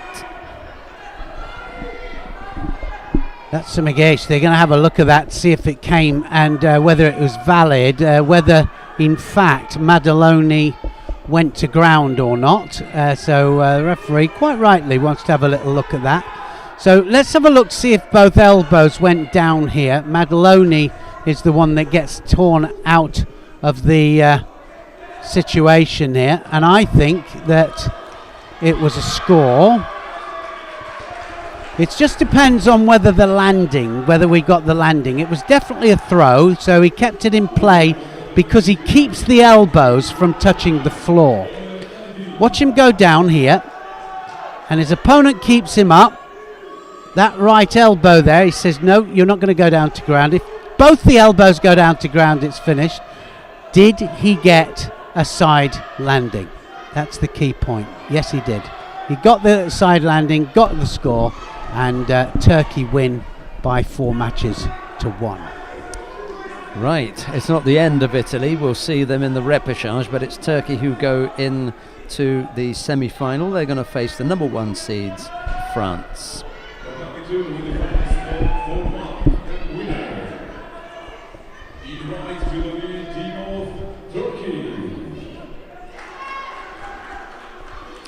Right, so we can wander down to mat number 1 now and pick up the match between Germany and Hungary. It's Germany in the white judogi, Hungary in blue. Loseni Kona is in the plus 90 kilo category, going up against Sipoc Richard. There's no score yet. We've got a minute left to go. Both fighters have picked up a single Shido, and here is Neil. Well, we know that Kone likes to do the pickup. He likes the Uranagi, and Sipoc not quite on top of his game here, but still very dangerous with the big techniques. They're both big throwers, so I'm thinking that we'll see a score here.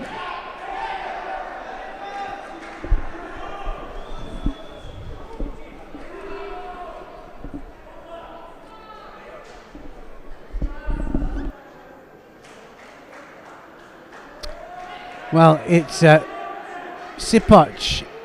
Koni that gets a second Shido for grabbing, and I think it was bear hug. So 2 hands coming in and around together. Got to have hold of the one of the lapels or sleeve and then take the other arm over, and now he's pushing out.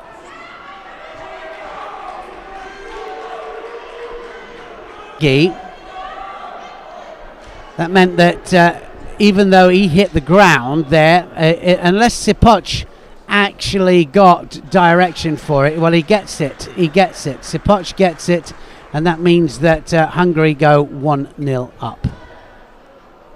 So have a look. It was Sipoch that started it, then the Kouchi onto the leg. Yeah. That's what got it. Yeah. And so I didn't see that at the beginning. So he hooks on for the Kouchi, quite rightly so too. And Sipoch says to everybody, what about the Kouchi? Quite rightly so too. He gets the Wazari for it, and it's 1-0 up Hungary. He does like the little it's good. send-off as well, It's doesn't he? excellent technique. Yeah. I don't think he's, he's not on top of his game, but I think that he's still performing great judo. Right, on the mat now. We've got the next contest. This is in the under 57 kilo category. Alexa Wagamacher of Germany is up against Krisa Anna of Hungary. Wagamacher in the white judogi, Krisa in blue. Definite Wazari there. 2 hands landed together there. Wagamacher goes ahead.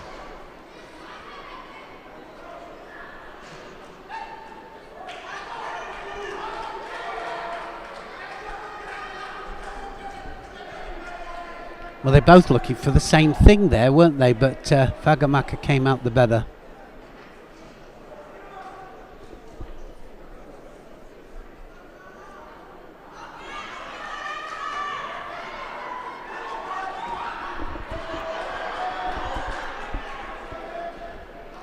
Still plenty of time left. Here, can she tie that arm up and then get the legs out? I'm thinking that maybe she can.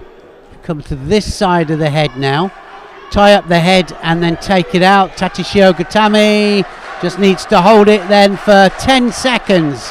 And it will put Germany 1-1 in their match against Hungary. Very tidy piece of work, wasn't it? It was really good. Nice positive bit of newaza. 1-1.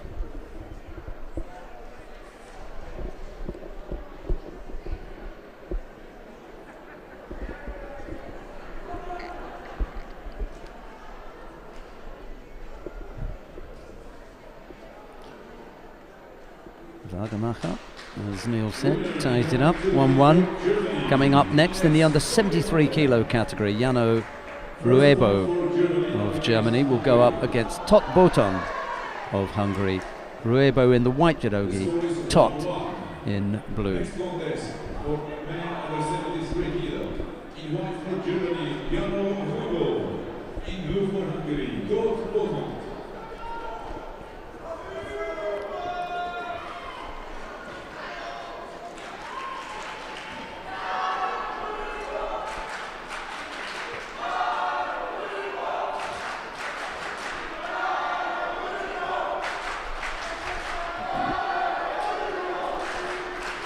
I think that's the. I'm not sure who it is actually. I'm just looking up in the crowd. Germans. Is it Germans? Is it? Yeah, they're singing Jano Ruebo.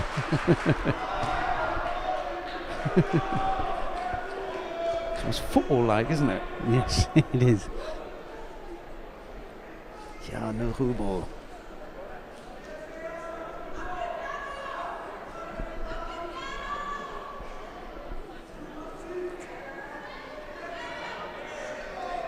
No hands there. That just might get him penalised, I was going to say, but Toth gets it. Gets a Shido.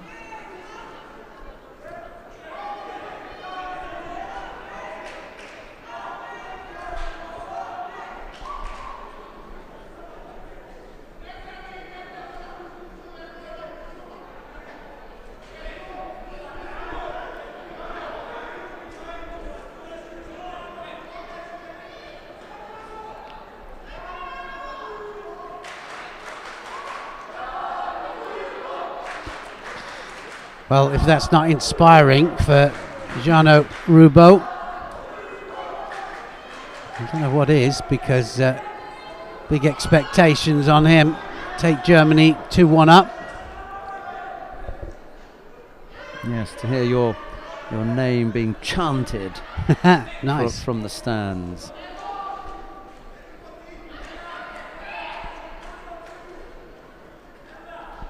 You need that name that allows a chant, though, don't you?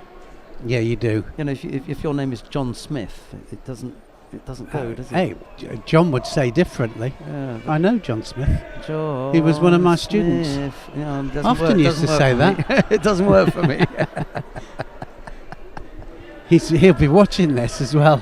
He'll be going, yeah. No, he's a good lad as well. He's a really good lad.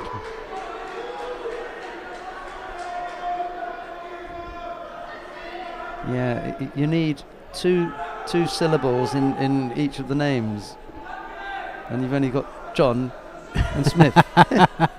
John, if you're listening, John. Yes, sorry, yeah, John. we are discussing you. We are. We'd like to give you a shout out, but we're we're struggling. Yeah. No, we are. We did give him a shout out. Like I say, he is a great bloke. Also, father of twins. Ah. Yes. Single Shido against Top. Minute 40 left to go.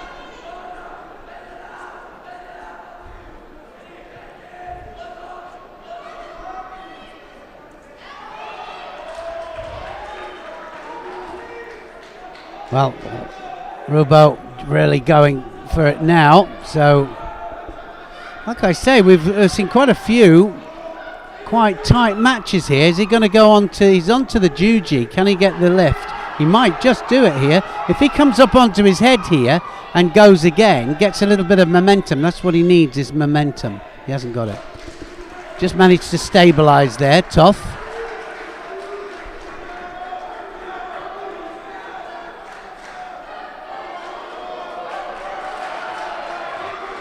Not quite enough work. Picked up a second penalty.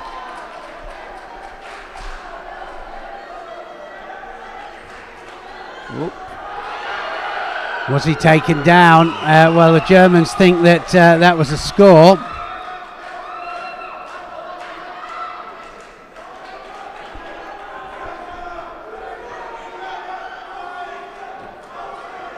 Uzari on the board. 48 seconds, and watch out for Toth, because he's going to come forwards now.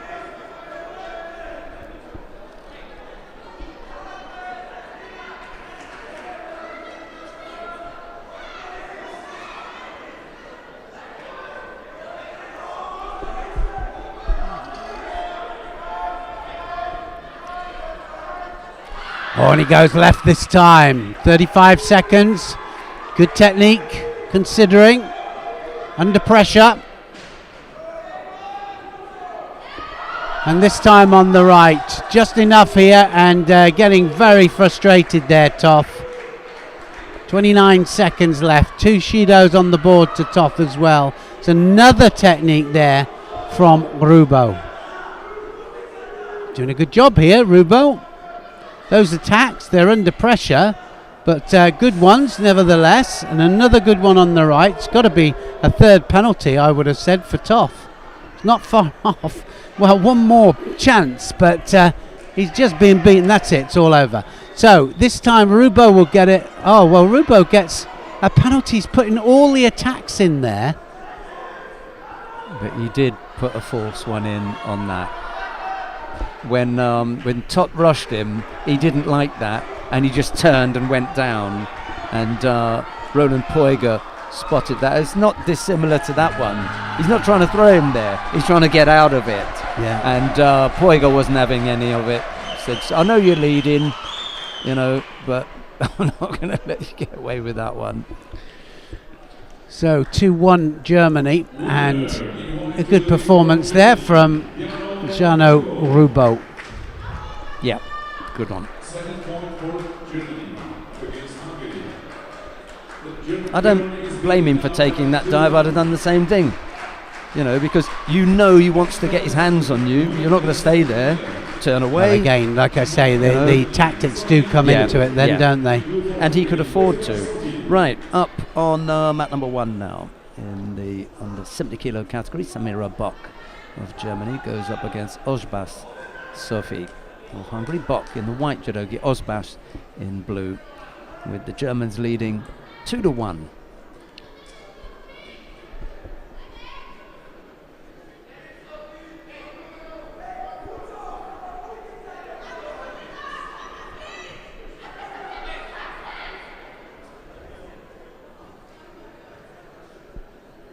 Bock lost out in round 2 of the under 70 kilo category to Natalia Chistiakova, the number 1 seed from Ukraine, whilst it was Ozbash in the under 63. All over though. Not in a hurry anyway. No. And she equals it all up. What a match between these two. 2-2. This is huge, isn't it? Yeah, there's the first technique there. German comes across here and it's just not strong enough. Up she goes. And she uses the leg as well to help just jack her up. Have a look at the left leg as it comes in as well. Just started to do some look at the left leg there, just in order to just braces it underneath the opponent there, and then you're able to get more lift. So rather than just the hips and the legs, she uses her left leg there to scoop underneath. You get a little bit more power. Brilliant. We're underway with the under 90 kilo category contest now. Fabian Kanzi of Germany goes up against Shafrani Peter of Hungary. It's Kanzi in the white judogi, Shafrani in blue.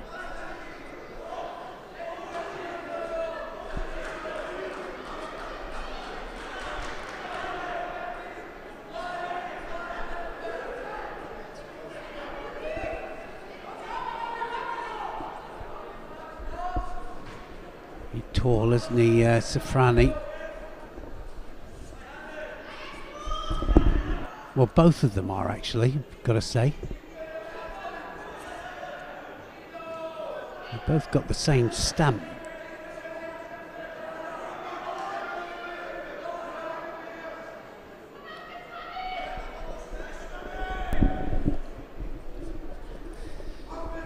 This for a place in the semi-final. Looking for that Uranagi again, just trying to connect. Uchimata. The winner's going to go up against Russia. 2-2 at the moment.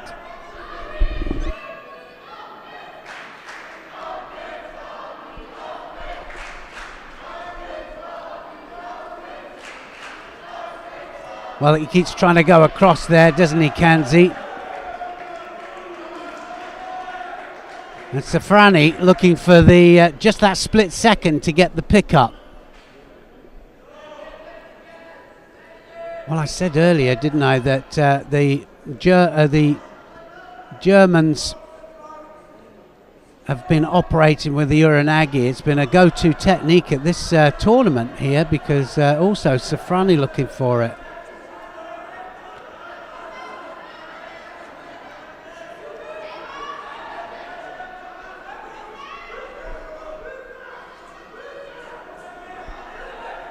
Oh, nicely. Wazari. Well taken. That was really well taken. He went really, really low then and directed Kanzi onto his back. Brilliantly executed there. That was a really good opportune, very low one this time. This wasn't high.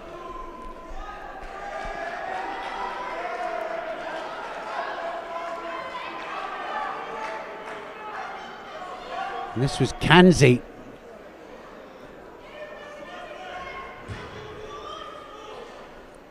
Well, they must have been really working hard on their Uranagis, because they've been absolutely amazing. Oh, look at that. And he gets it. Wazari Wazetti upon, and it's all over. Kanzi takes Safrani down, and he's not going to let go of that. That was it, though. Takes advantage of a poor technique. Tanio Tosh. Certainly Tanio Tosh in direction, and takes him down flat onto his back. That left arm there, Safrani was across.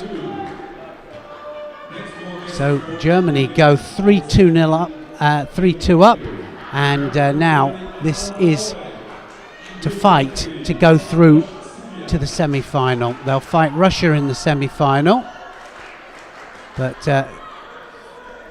we've got Oleg Anamonta Oleg of Germany up against Farkas Silvia of Hungary at plus 72 kilograms here, and the German looking for the Sangaku turn. Can she get it?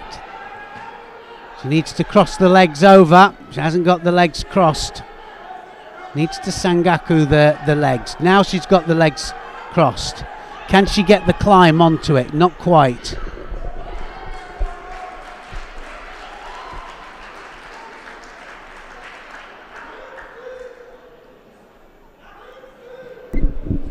Bit of excitement then, Neil?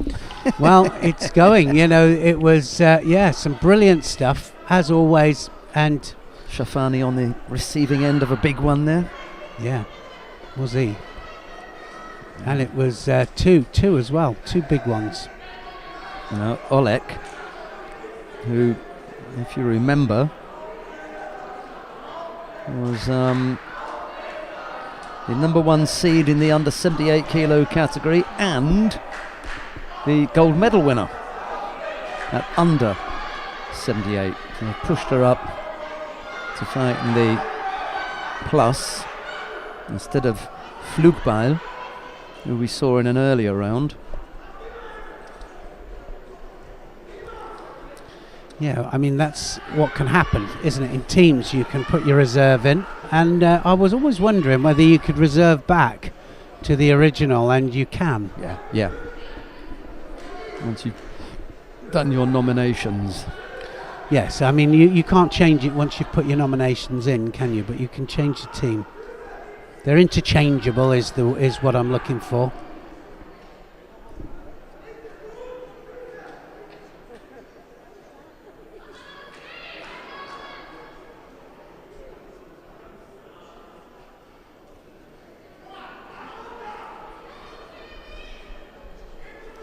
So the Germans look to Oleg as a banker, one of their bankers. She's a winner. Yeah, and it was a reasonably safe bet, given that Farkas had gone out in round one of the under 78 kilo category. Not sure whether the Germans had thought that through beforehand. But she might have that on. Yeah. That might be on. I think she submitted. She did. Yeah. Germany are through, and she left the neck up there, Farkas. Oleg was really quick on it. She was tapping actually on the first. She didn't need to send her hips right the way round, did she? Yeah, I think she'd already had a little bit of a tap to begin with, and then Oleg squeezed it on a little bit harder, as you say. And then we all saw the tap and a bit of a kick as well. Do you know, I was thinking there that it just occurred to me, because it was a little tap, wasn't it? It's a tap for, well, you can let go of me, and hopefully nobody saw it. 4-2. Germany overcome Hungary to take their place in the semi-final. They'll go up against Russia. The other semi-final is France versus Turkey. Right, it looks as though we've got a break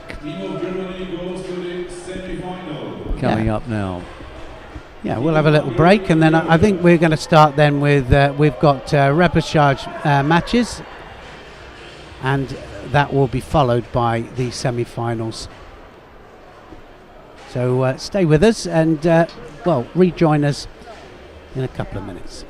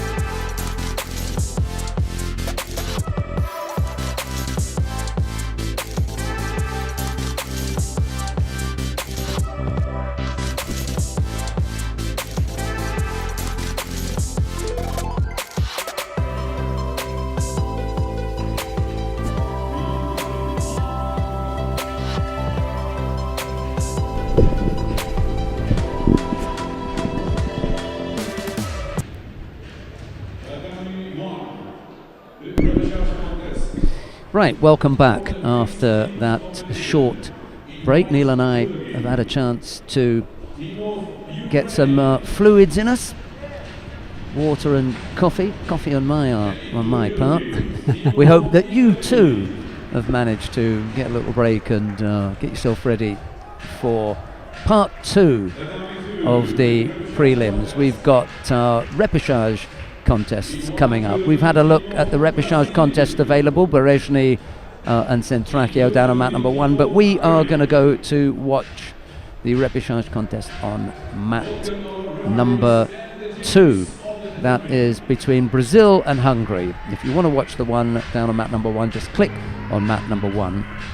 It is Brazil up against Hungary. The Brazilian team: Alexia Nascimento, Gabriel Falcao, Luana Cavallo, Marcos Santos, Elitza Ramos and Keo Santos. That's the lineup for Brazil. For the Hungarians, it's Kriza Anna, Tot Botond, Oshbas Sofi, Shafani Peter, Farkas Silvia and Sipoch Richard. We're going to kick off then with the under 57 kilo category. Alexia Nascimento of Brazil goes up against Kriza Anna of Hungary. Here's Neil. Yes, away we go. They got to win this to qualify for a bronze medal match. Just one bronze medal to be given, and so this crucial. Always first match. You can just start it all off. It can.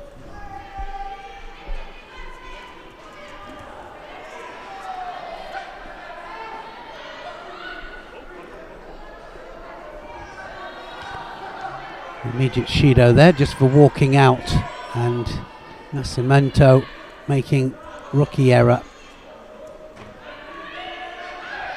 Trying for the Uchimata this time, and again on the edge they're just drifting out. Two Shidos in short time, or a Shido in short time should I say, but always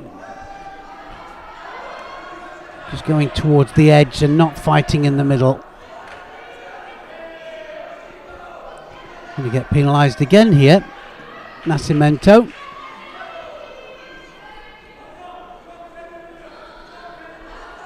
Straight away, we've only just 1 minute in here, and if I was Kriza's coach, I'd be saying just back her up.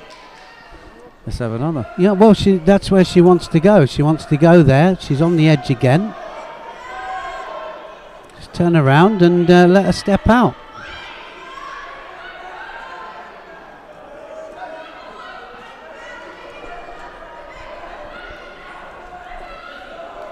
Kriza just piling on the pressure. Nascimento, she wants to attack with the safety net of the area. If it does fail, then she's outside the area.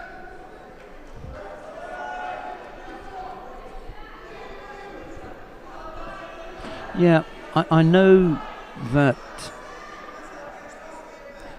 Neil's background is as an attacking fighter, and no doubt during his time in coaching he would have given that, because that's his background. But more and more we touch on the topic of tactics. That's not the first thing that you go to. The first thing is what comes naturally, your fighting ability, but tactics come into it.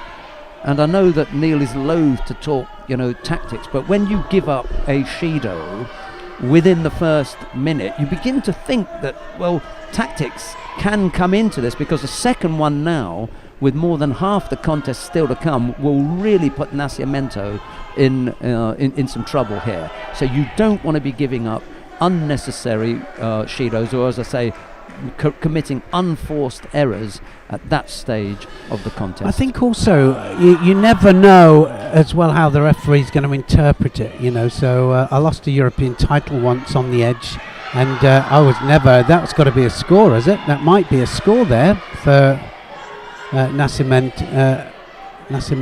A few people in the crowd asking for one. Yeah, no, sure. It was close. Are they going to have a look at it? They will have a look at that, and I thought that she took her onto the points of her shoulders. So watch this. So it's an attack here from Kridza, and she kind of directs her onto her back. Yeah, there is a tip involved Yes. here, isn't there? She Still does. going on, still going on, Yeah, there and it goes. Yeah. takes her over onto her back. If they're not sure, then they'll just let it carry on. Are they going to count the Wazari? No, they're not. I think good decision. I think if you're just not sure, not quite happy with it, then just let... and everybody's got to agree with it, so carry on. I think the only thing that went against Nascimento there is, as the action was taking place, she was beginning to protect herself from rolling. Yes, her hands weren't in control, were they? Yeah, so No, that's perhaps right. that was the deciding factor.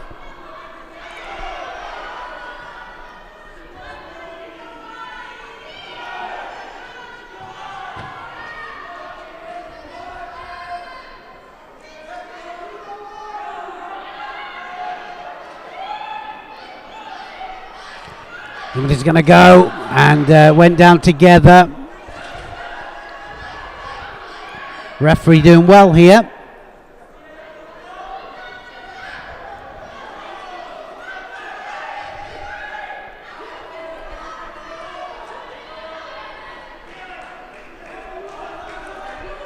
Just one Shido on the board, Sacramento.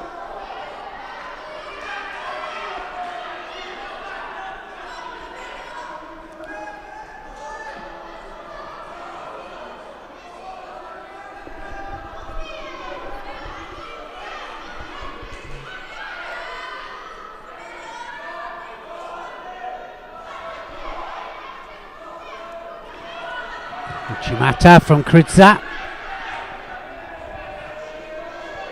Well, tight first round match here in the under 57 kilos category.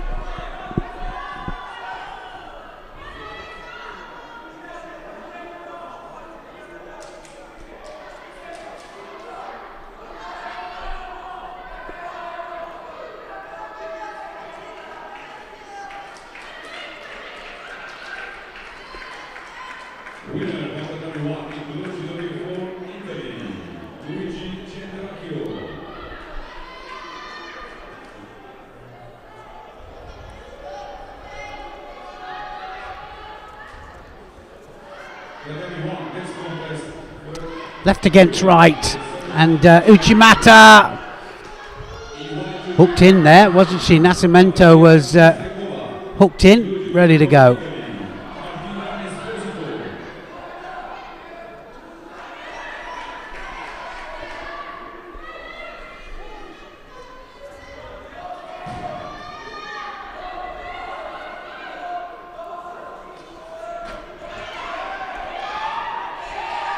Wow, all evens. These two are going for the same technique. One on the left, one on the right.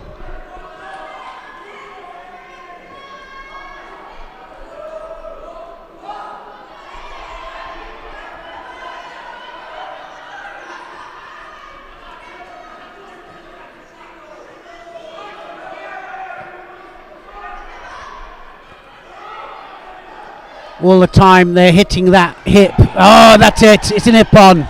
Hip on there, and Nascimento committed, and it's Kridza took her back. Kridza not letting go of the hold until she absolutely knows.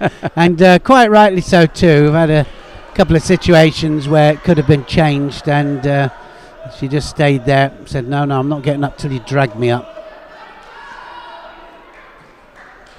1-0, Hungary then. Nascimento came a little bit too high. Kosaragak there, and takes her flat on her back.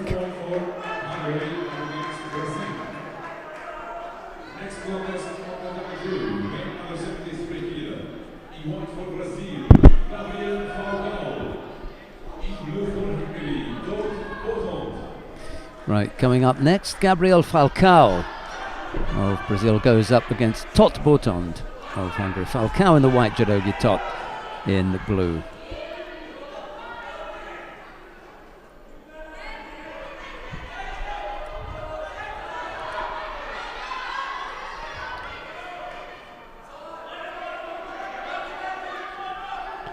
Well, Brazil know that, desperate to get that score back. Don't forget that the heavyweight end, Sipots there is waiting to come on, and he's a big Ippon man. He's a banker, I think you could say, for the Hungarians. They'll be relying on him. So the more contests that they can win at this stage, the better. Has he got the arm? He might have the arm out straight here. He's got the arm. He's got the arm. Oh, good turn. Dear me. Good turn. Yeah, just managed to turn in on that, didn't he? He was on his way, wasn't he? Yeah, he was. If it had turned in and he'd have controlled the head there, it would have been on.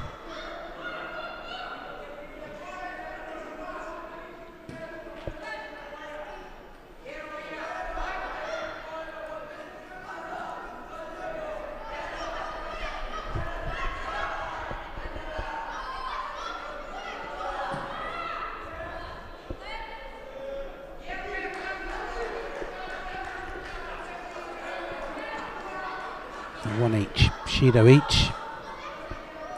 In other words, let's get it going, guys.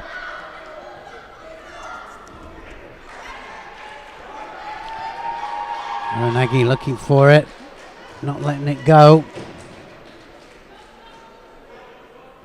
That was a good change there from the referee. She was just about to shout mate, just thought, oh no, I'll let it carry on.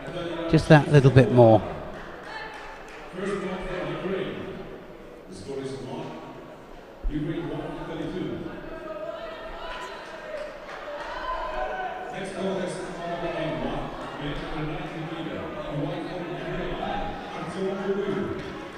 We'll get to Shido for no rotation there. Falco of Brazil now under pressure.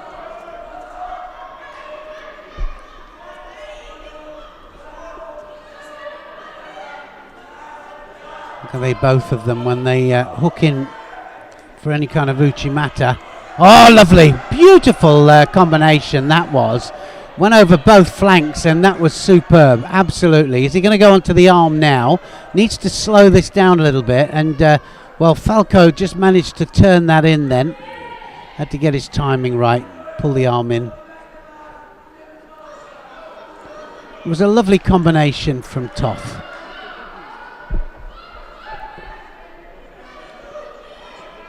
So we need to see some more of that. He attacked one flank, got him to step back. It was a really good attack as well for the first attack.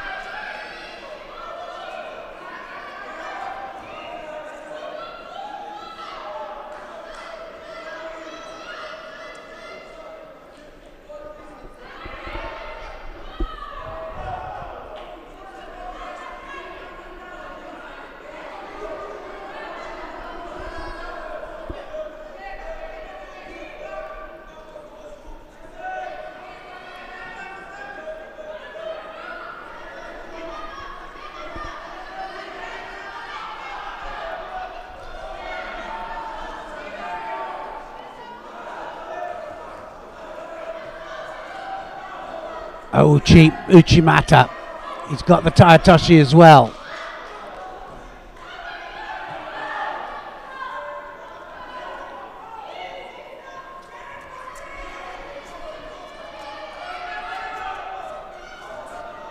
Here's the change.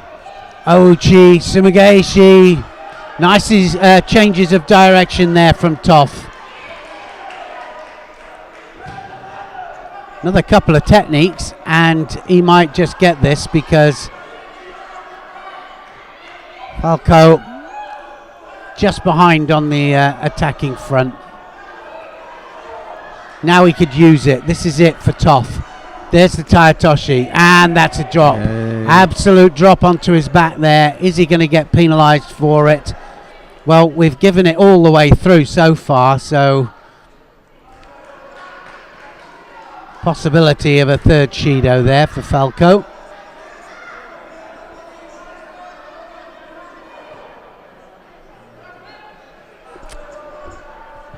Oh, okay. That one went on, no doubt, with 2 Shidos already on the board, and the third one would have been the Hansokamake. Yeah. No doubt the referee in the middle was waiting before she made that decision herself to get confirmation, and they decided no, keep it going, because she would have done that. That would have been out. I think so too. That's going to be a Wazari, is it? Or did that come off the ground? She's done well here, because that's Soft not absolutely. signal. It's not exactly. It's not exact, is it? Yeah. Let's have a look at this back again, just to see if it came off the ground. See if it's got any kind of break to it, because if you don't have a break, no, both elbows went down. Look, so both elbows, or did they? We didn't see the other sleeve, did we? But scored.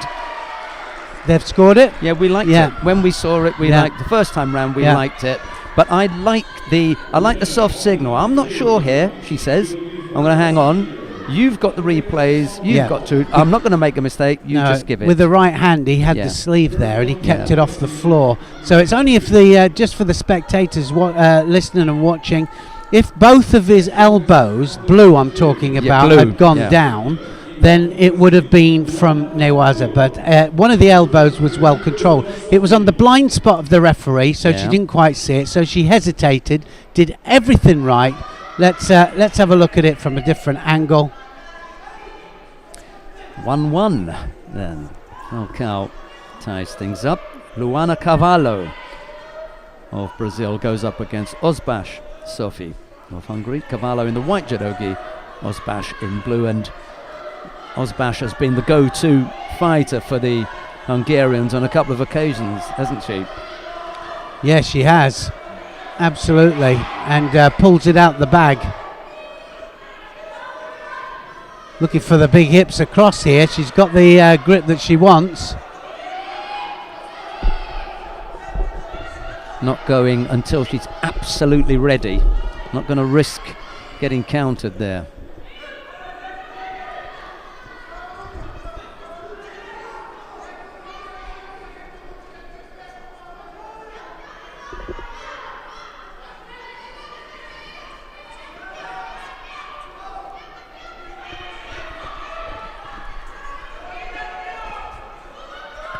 Ozbash is the one that's searching it out. That arm round the back, and the arm over the top there from Carvalho.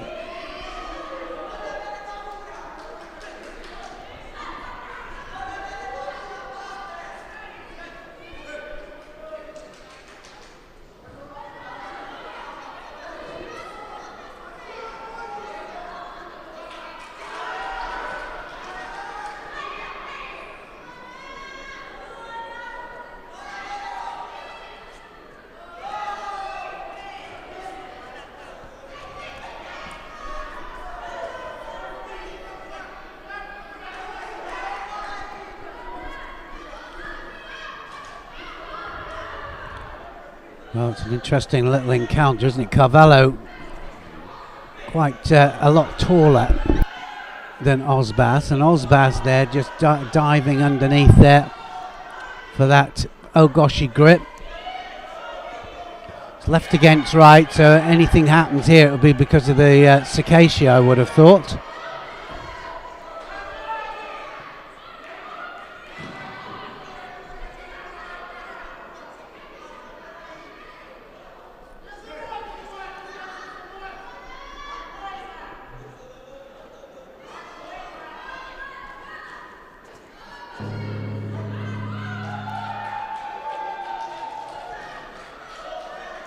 That was almost slow motion, wasn't it? Sodisura Kamigoshi there, Ozbash.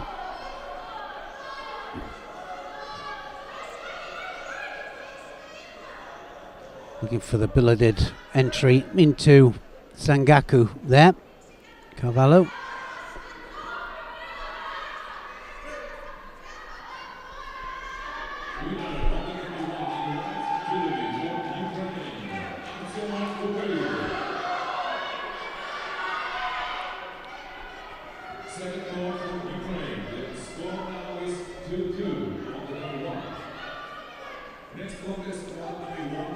We're coming up to a minute to go here. Both of these ladies are getting quite tired.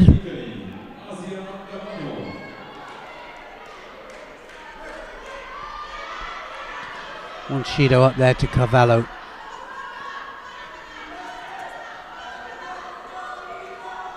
And now Osbaz, by the looks of it, they're just looking to pull her head down to get her penalised up again.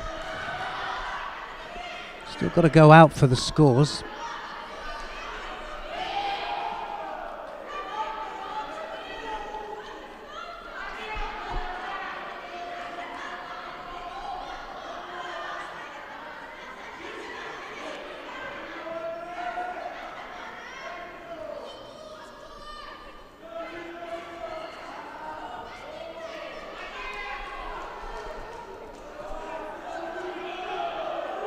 Well, that wasn't far off either. Osbas went for the Kouchi, but almost got countered back. Now, looking for the Sangaku again.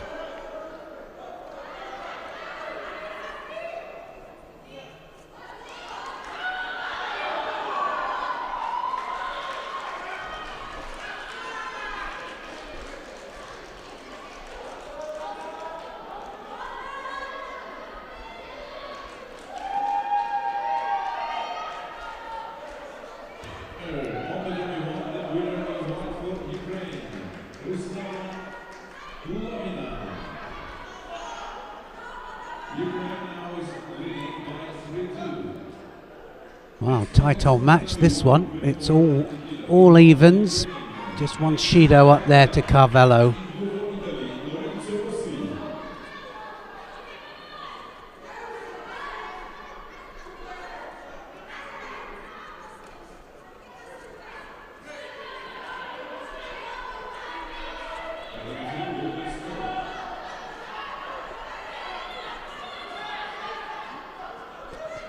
And again, oh, she's fallen into the hold there. She made a mistake. She sacrificed there. Carvalho went down onto her back for the Sumigeshi there and landed into the Osai Komi.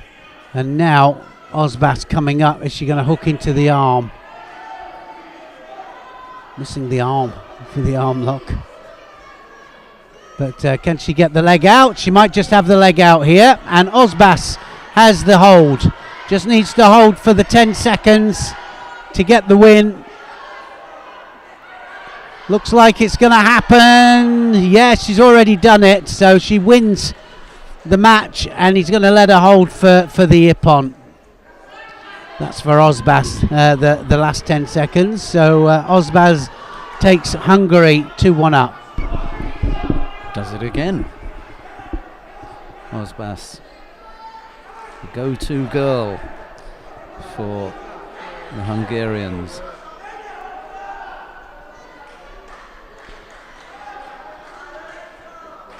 Having a good time of it, isn't she? Yeah, it's good, and just the kind of person actually that every match on there, she's just getting more and more confident and able to deliver at that level. 2-1. The Hungarians lead in this repechage contest. Still a chance for the Hungarians to take a medal here. Coming up next then in the under 90 kilo category, Marcos Santos of Brazil goes up against Shafani Peter of Hungary. Santos in the white judogi, Shafani in blue.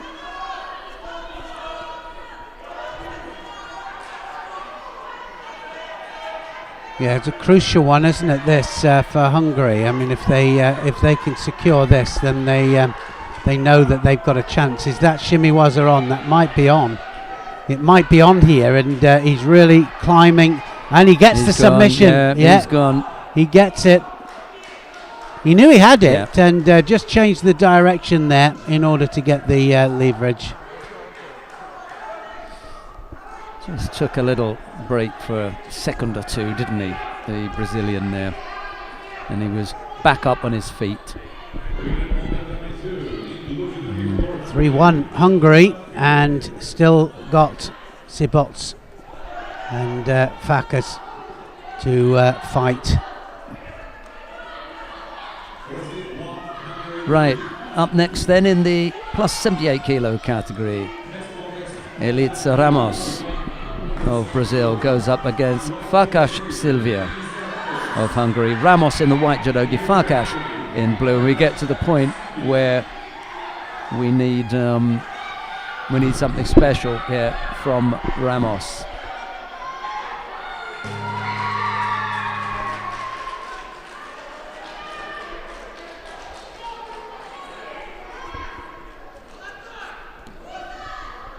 Ukraine have taken it on that number 1, by the way, 4-2 over the Italians. It's funny, isn't it? I thought the Italians would be the ones that, that would come through, surprise package. Well, but then we thought Netherlands as well, didn't we?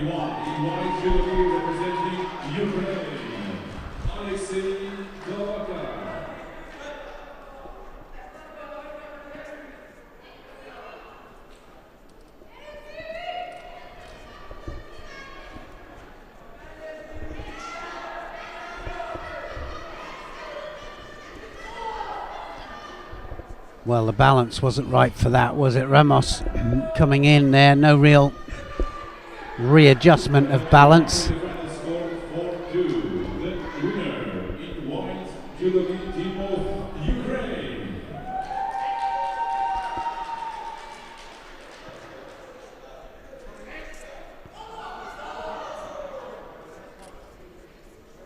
Well, both of them actually coming in just too quickly, not getting the setup.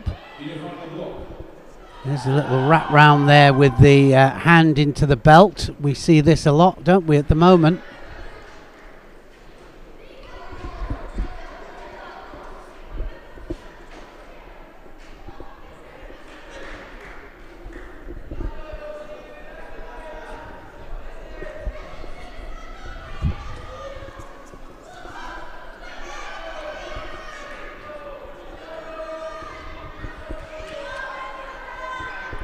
A lot of mates in this match.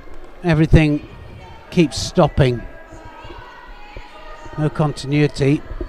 Sometimes it's difficult to build up a momentum when it keeps breaking. One penalty there up to Ramos.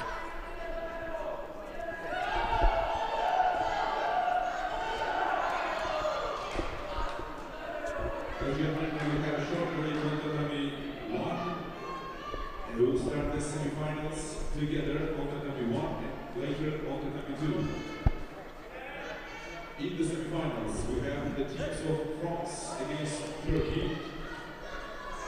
And the other semi-final team of halfway through. against Germany.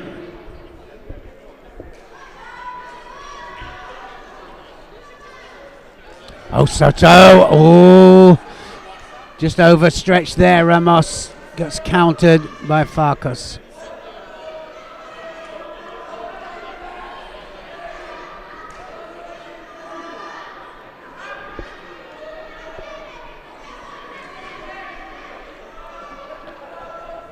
This Brazilian team just lacking a little bit on inexperience and getting punished for it with their matches.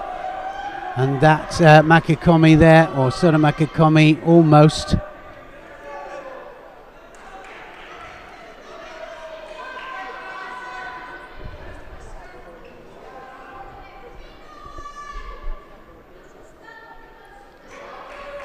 Second Shido to Ramos. Been beaten to the attack every single time. Farkas just needs to carry on as she is doing.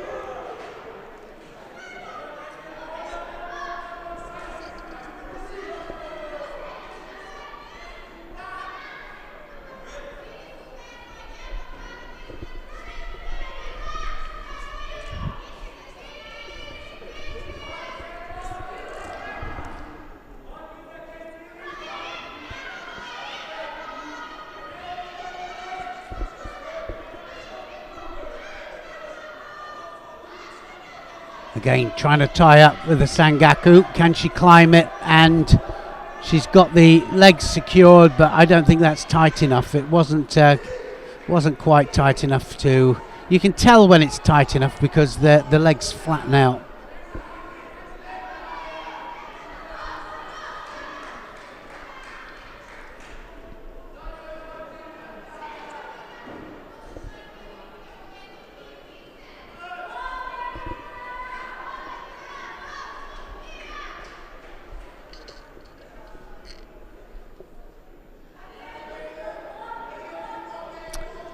So how many times do we allow the hair to be tied up, Sheldon?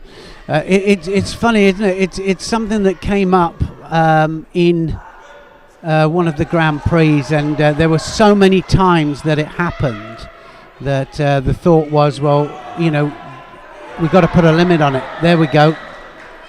Ramos takes her over for a Wazari, and possibility here, pulling one back.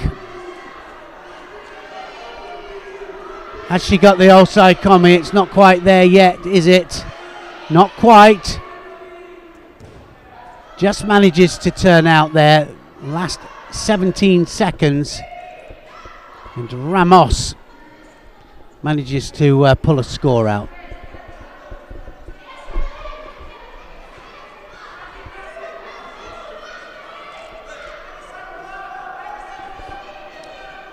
Well, it's been a problem for a long time, actually. The long hair debate. Yeah, there was talk about using something like a swimming cap. There was talk about that because it really does. There's no safety issue there. No, but the point is that if you've got long hair, then you have to work out a way of tying it up. Yeah. But I'm you talking, can't keep having it come undone. Well, if you have it works for swimmers, men or women. It works for swimmers. We could have a similar thing. I think just aesthetically they didn't like it, but from a safety point of view, there's no worry about whether you've got something hard to tie the hair up or whatever. That goes on, and sometimes it's very difficult to take off. Anyway, 3-2 Hungary lead. And now we've got Sipos trying to fight off Santos's effort for the save.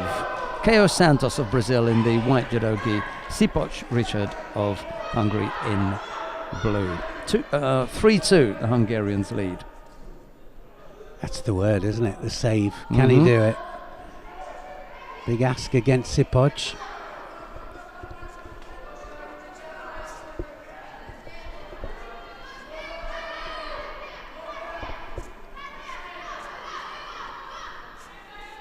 It came up in 2012 with a girl from Saudi Arabia who wanted to wear... Oh, that's done. I think that's a Wazari, is it? He's given the Ippon straight away there. He's going to stay in the hold down just in case, but that's enough, isn't it? 4-2 to Hungary, and they'll be fighting for third place. That was a huge throw from Sipos, but we've seen him do that before. Yeah. Oh no, those big finishes. He has. He's been throwing. I just, like I say, he's been performing well, but maybe just not quite as well as he has done. Certainly not in the world final that he had. Anyway, tactically it was all over the place. Sorisura Komigoshi, leg assisted there, right the way over. Controlled all the way as well. 4-2 winners then, the Hungarians over the Brazilians.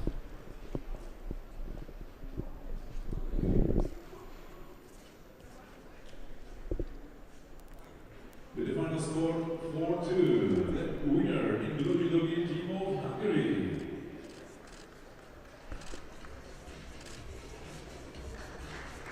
Team of Hungary will compete for the bronze medals in the final block.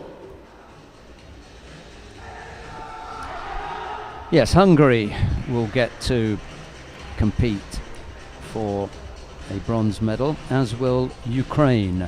Now, the only thing that we don't know is who their respective opponents will be, because that will be decided when we have the semi-finals. The losing semi-finalists will go up against the Ukraine and Hungary. So we've got the two semi-finals coming up now. France versus Turkey, Russia versus Germany. I'm just going to check with Neil because we've got the choice here, Neil. France versus Turkey, Russia versus Germany. Of course, you at home, I'll give Neil a little bit of time to think about this and scratch his head and wonder where we're going to go. But you at home, you can choose whichever of the semi-finals you want to watch. Down on mat number 1, it will be France versus Turkey. And on mat number 2, it will be Russia versus Germany. You can weigh that up depending on whether you think you want to watch something that'll be really close or tight or whatever the case is. But the choice really is yours. I think Neil has made his choice, and that is mat number 2. I think we're going to go for mat number 2, and we're going to have a look at the Russian Federation up against Germany. And for me, I think that we might see some of the most dynamic matches in that particular match. But the surprise in there, of course, is Turkey there. Turkey are in there with a chance to get to the final. Can you believe that, in the World Championships for teams? Men's and women programs at both ends. Yes, remember, at both ends. Chatted about this at breakfast. That's exactly what we've said. You need the heavyweights, and great they've got indicator. them. Great indicator. Right, let's go through the lineup first of all for the team from Russia. At under 57 kilo categories, Natalia Elkina, she makes a return. At under 73, it'll be Saikan Shabikanov. Under 70 kilos, Dania Vasileva. Under 90 kilos, Daniil Dranovsky. Plus 70 kilo category, Alana Alborova. And plus 90 kilo category, Dmitry Yakushev. For Germany, under 57 kilo category, Alexa Wagamacher. Under 73, Janu Rubo. Under 70, Frederica Stolzer. Under 90, Fabian Kanzi. Under plus 70, it'll be Elizabeth Flugbeil. And plus 90, Loseni Kona. That's the lineup for the two teams. And the opening contest will be Natalia Elkina of Russia in the white judogi, Alexa Wagamacher of Germany in blue. And with commentary on this semi-final, here is Neil Adams. Well, again, starting with the under 57 kilos category, this is to get to the final, remember, and it's all about wins. Look at that, open up straight away there, Elkina in, big Uchimata. And this has started with pace, and you can normally tell whether you're going to get a cracker because they come out all guns blazing.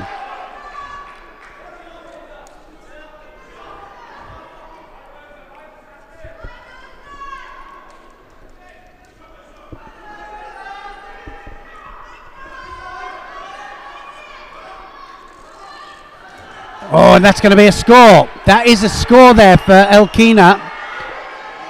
Did she get it? I thought that was a counter there.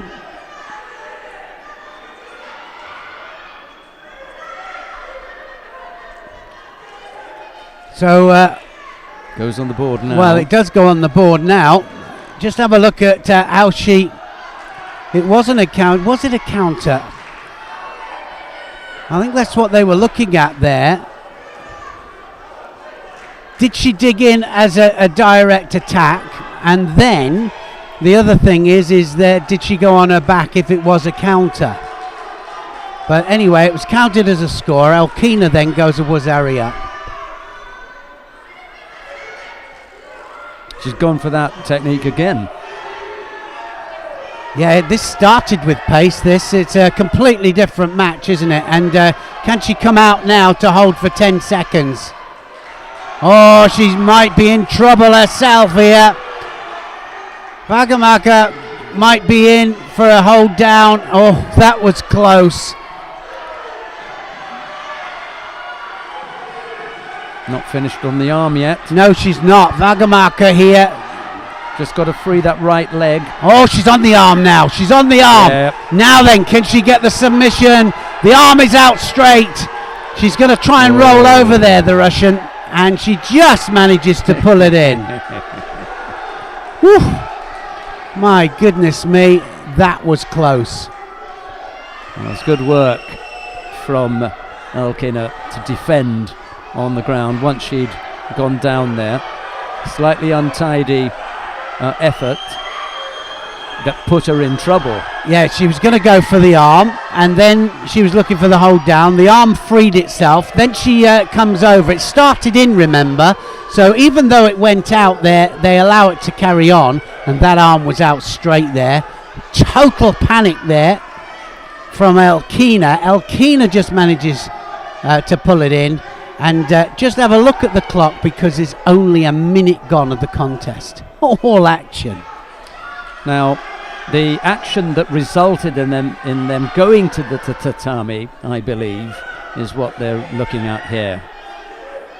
So just before they got into the newaza situation, the action from Elkina to get them down there was slightly untidy, and it's possible that Waagemacher may have taken it over and come up with a score. That's the action that they're looking at.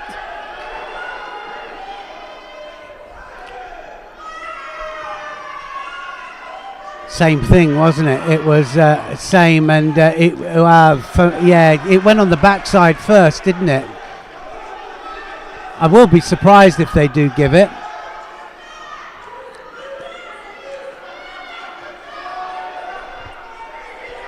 Scored the first time round, Elkina, with a similar entry. This time round, it was whether or not Waagemacher had seen that coming and then came up with her action. Well, I'll be surprised if they give it, because it did come off onto the other side, and they haven't given it. Didn't quite get the landing. Well, she's going to have to be a little bit careful here with that technique, Elkina. Left against right, both of them go for the same kind of thing, and wow, talk about an open match. We have seen a lot of open judo, and it's not tactical play, and if you can play for tactics at any time, it's in a team match, but this is an open contest. Uchimata. Elkina was close with that, and now is she on? She's on to the arm. Is she going to go for the juji? Is she going to concentrate on that arm there? Doesn't look as if it's going far. Waagemacher just manages to hold off. Turkey have taken a 1-0 lead against France down on mat number 1. Yield is over Faisa Mokhtar. 1-0 Turkey. Big arm over the back. Still over a minute here. Still plenty of time.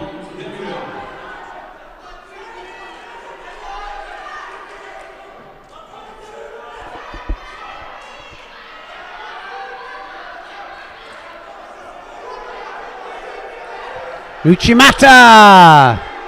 Elkina was close.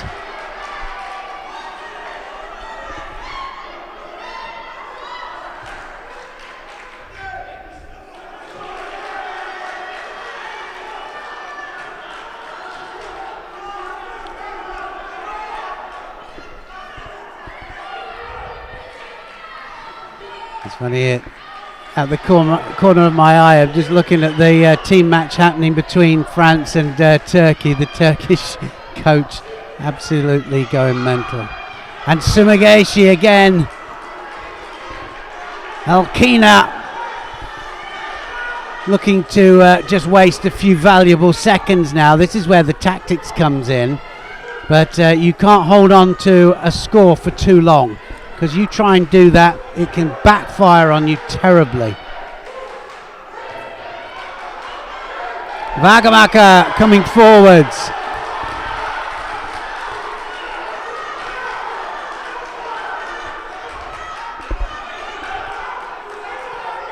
"23 seconds this first contest."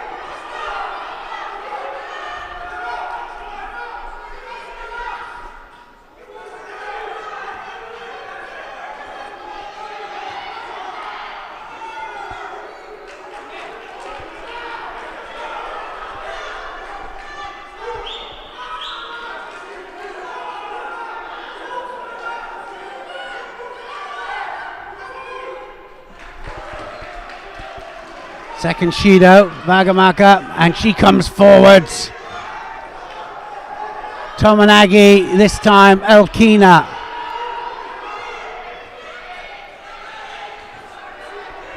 Now she sees the opportunity, looks there for the shimiwaza. She gets the submission, it's all over. She gets the ippon. That was a really good transition from Elkina.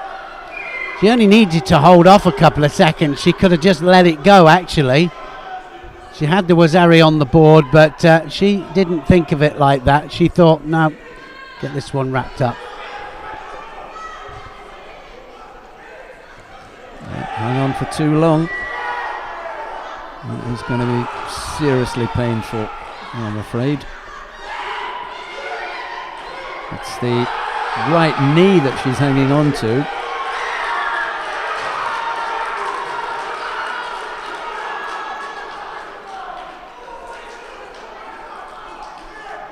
Didn't see the action, to be honest.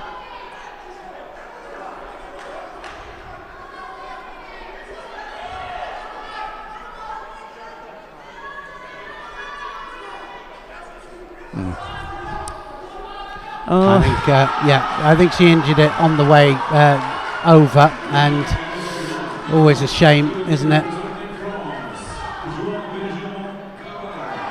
Here's the first score for the wazari.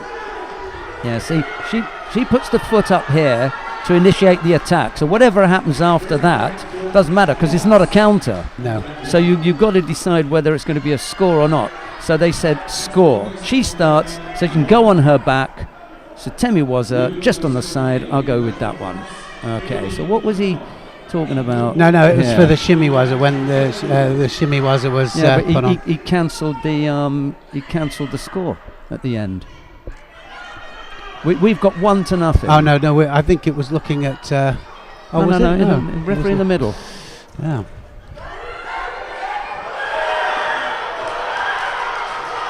That's a big shout down at the far end. See what we're looking at here, anyway, because we had Elkina, so it should be 1-0. It should just stay at 1-0. Yeah. So what was he cancelling? No idea. I'm struggling, I'm afraid, mate. Sorry to say. 1-0. Elkina over Vagamaka. We'll find out what's happening with Vagamaka's leg, and we'll come back to you. But at the moment, we're looking at Saikan Shabikanov of Russia up against Yana Rubel of Germany. It's Shabikanov in the white judogi, Rubel in blue. Here's Neil. Well, it's already a Shido on the boat. Rubel just being pile drived actually, and is now got to be careful down here. He went Shido down straight away. The Russian looks very, very strong. Shabikanov.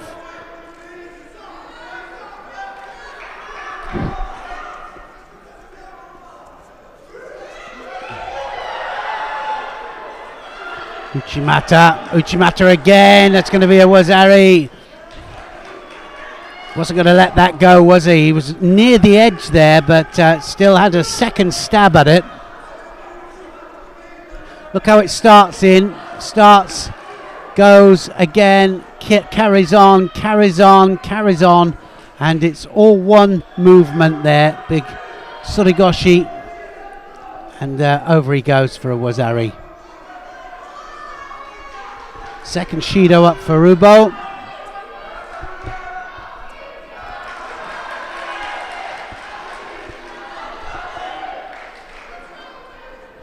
Trebikhanov looking very strong here.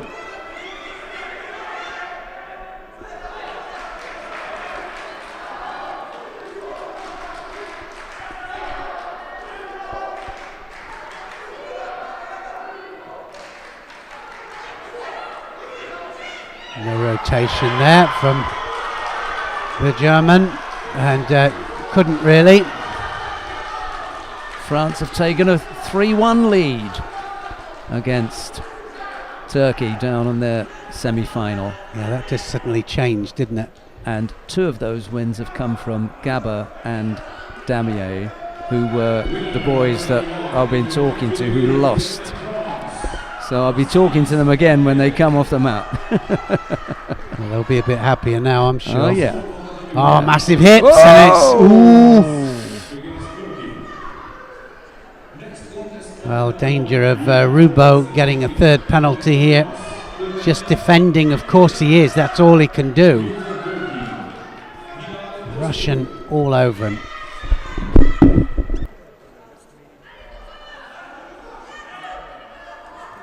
Sumagesi from Rubo.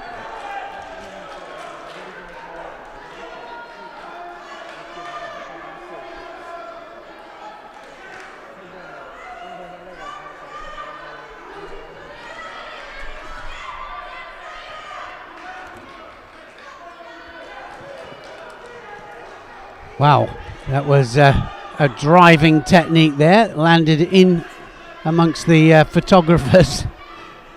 Remember that danger area is 4 meters, so he took him a full 4 meters outside of it there. Talk about drive. Now that's it, and gets the second Wazari. So Wazari was at Japan, and Russia go 2-0 up here. Trebikhanov all over that match. Rubo didn't really stand a chance. Trouble. Kept him up, didn't he? Kept him up, and then, well, yeah, good one. Gave him the Hoover treatment. Mm-hmm. The Hoover.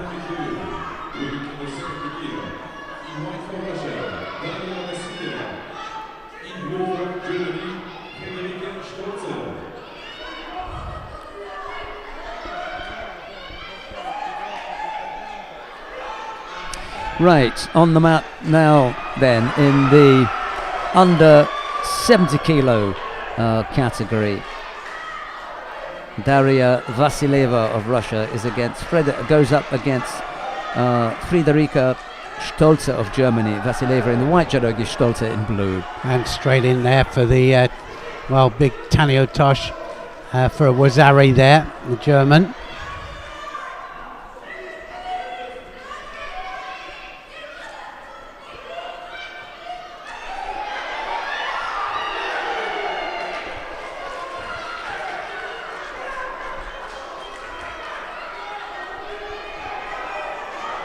Now that's a second one, isn't it? That's got to be a second one, I think.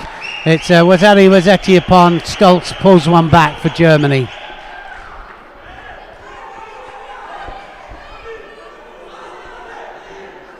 Looked very confident coming out there, didn't she? I've got to say that, Stolz.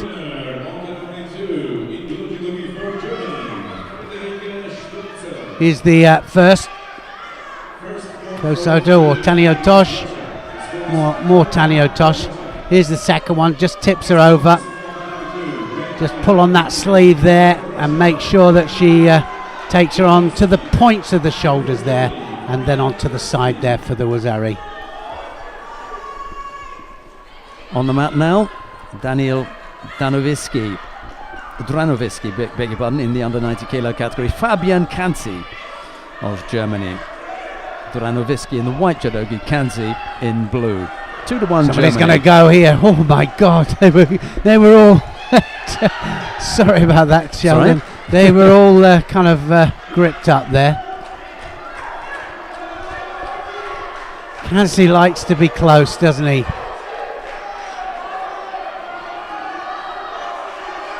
Oh, he's gone over. Oh, wow, it backfired on him there, didn't it? It really did. Tonovitsky, massive Uranagi then, and I think they were both looking for the same technique.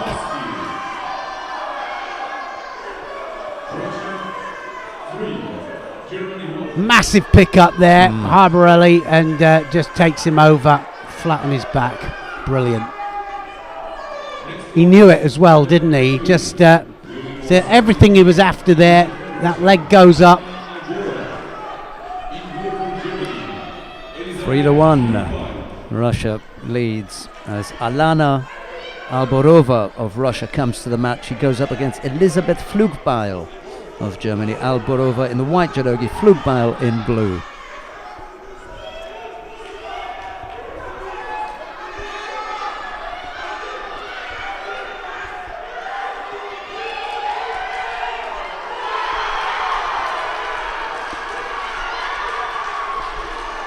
France it is. You hear the big cheer in the background. The gold medal winner in the plus 78 kilo category, Coralie Hamer, has just overcome Ozturk in their match there with 111 on the scoreboard, which Neil has not yet found out. Oh, I've been on at him to, you know, he won't do it. He wants to know now. Neil really wants to know what 111 means. I do, I really do. Told you, 40 seconds, 111, these are go-to numbers. Well, this is still going on off the mat, this fight here. Remember, one more win here and Russia will go through to fight France, but Germany are not going to give this up easily. Still a possibility, still hope.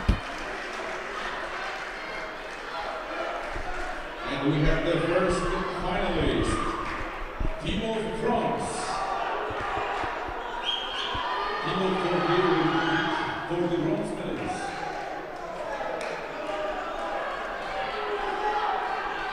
What happened there then, I wonder? Did you see that? Interesting. Okay. 2.5 minutes left to go.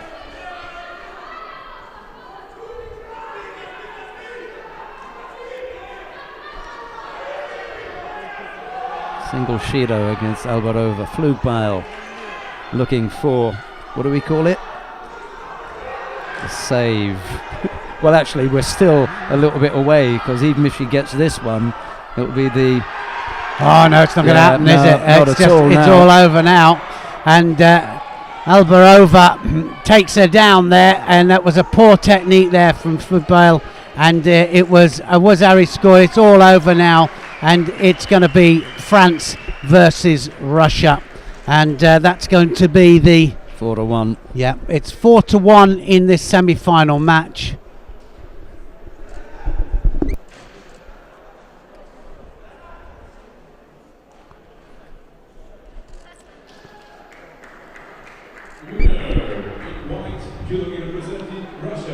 Wow.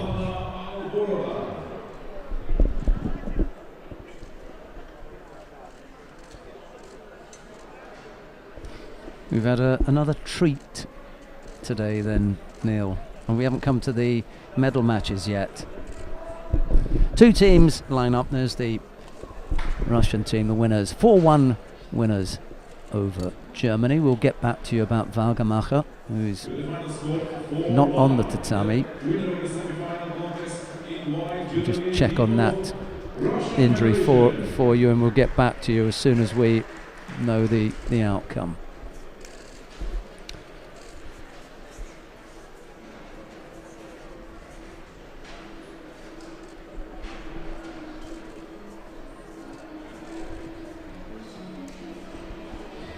Right, well, at the beginning, well, let's do quickly just today, because we will do a wrap-up a bit later on of the individuals, but do today. We begin every team event saying that there's going to be excitement and this is going to happen and everything, and then I've stopped crossing my fingers, because it just always happens, doesn't it? And it's magical, you know, there's something about it.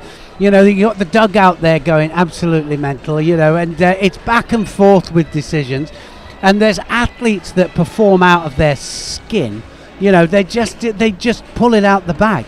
And it's just magical. And you always get a surprise, didn't you? I mean, Turkey in there with, you know, and they went ahead in that semi-final match against France, and then France pulled it back. But anyway. They may yet come up with a medal. They're down in one of the bronze medal matches, as are Germany. But it's Ukraine and Hungary up there. I mean, we can really look at the final. France, as we expected. We were just wondering who it was that could threaten them. I think Russia, we said, you know, they came out on top because they had the weapons across the board. Perhaps not with the woman super heavyweight or with the male, to be honest, but the rest of them were solid. Yes. And you need 4.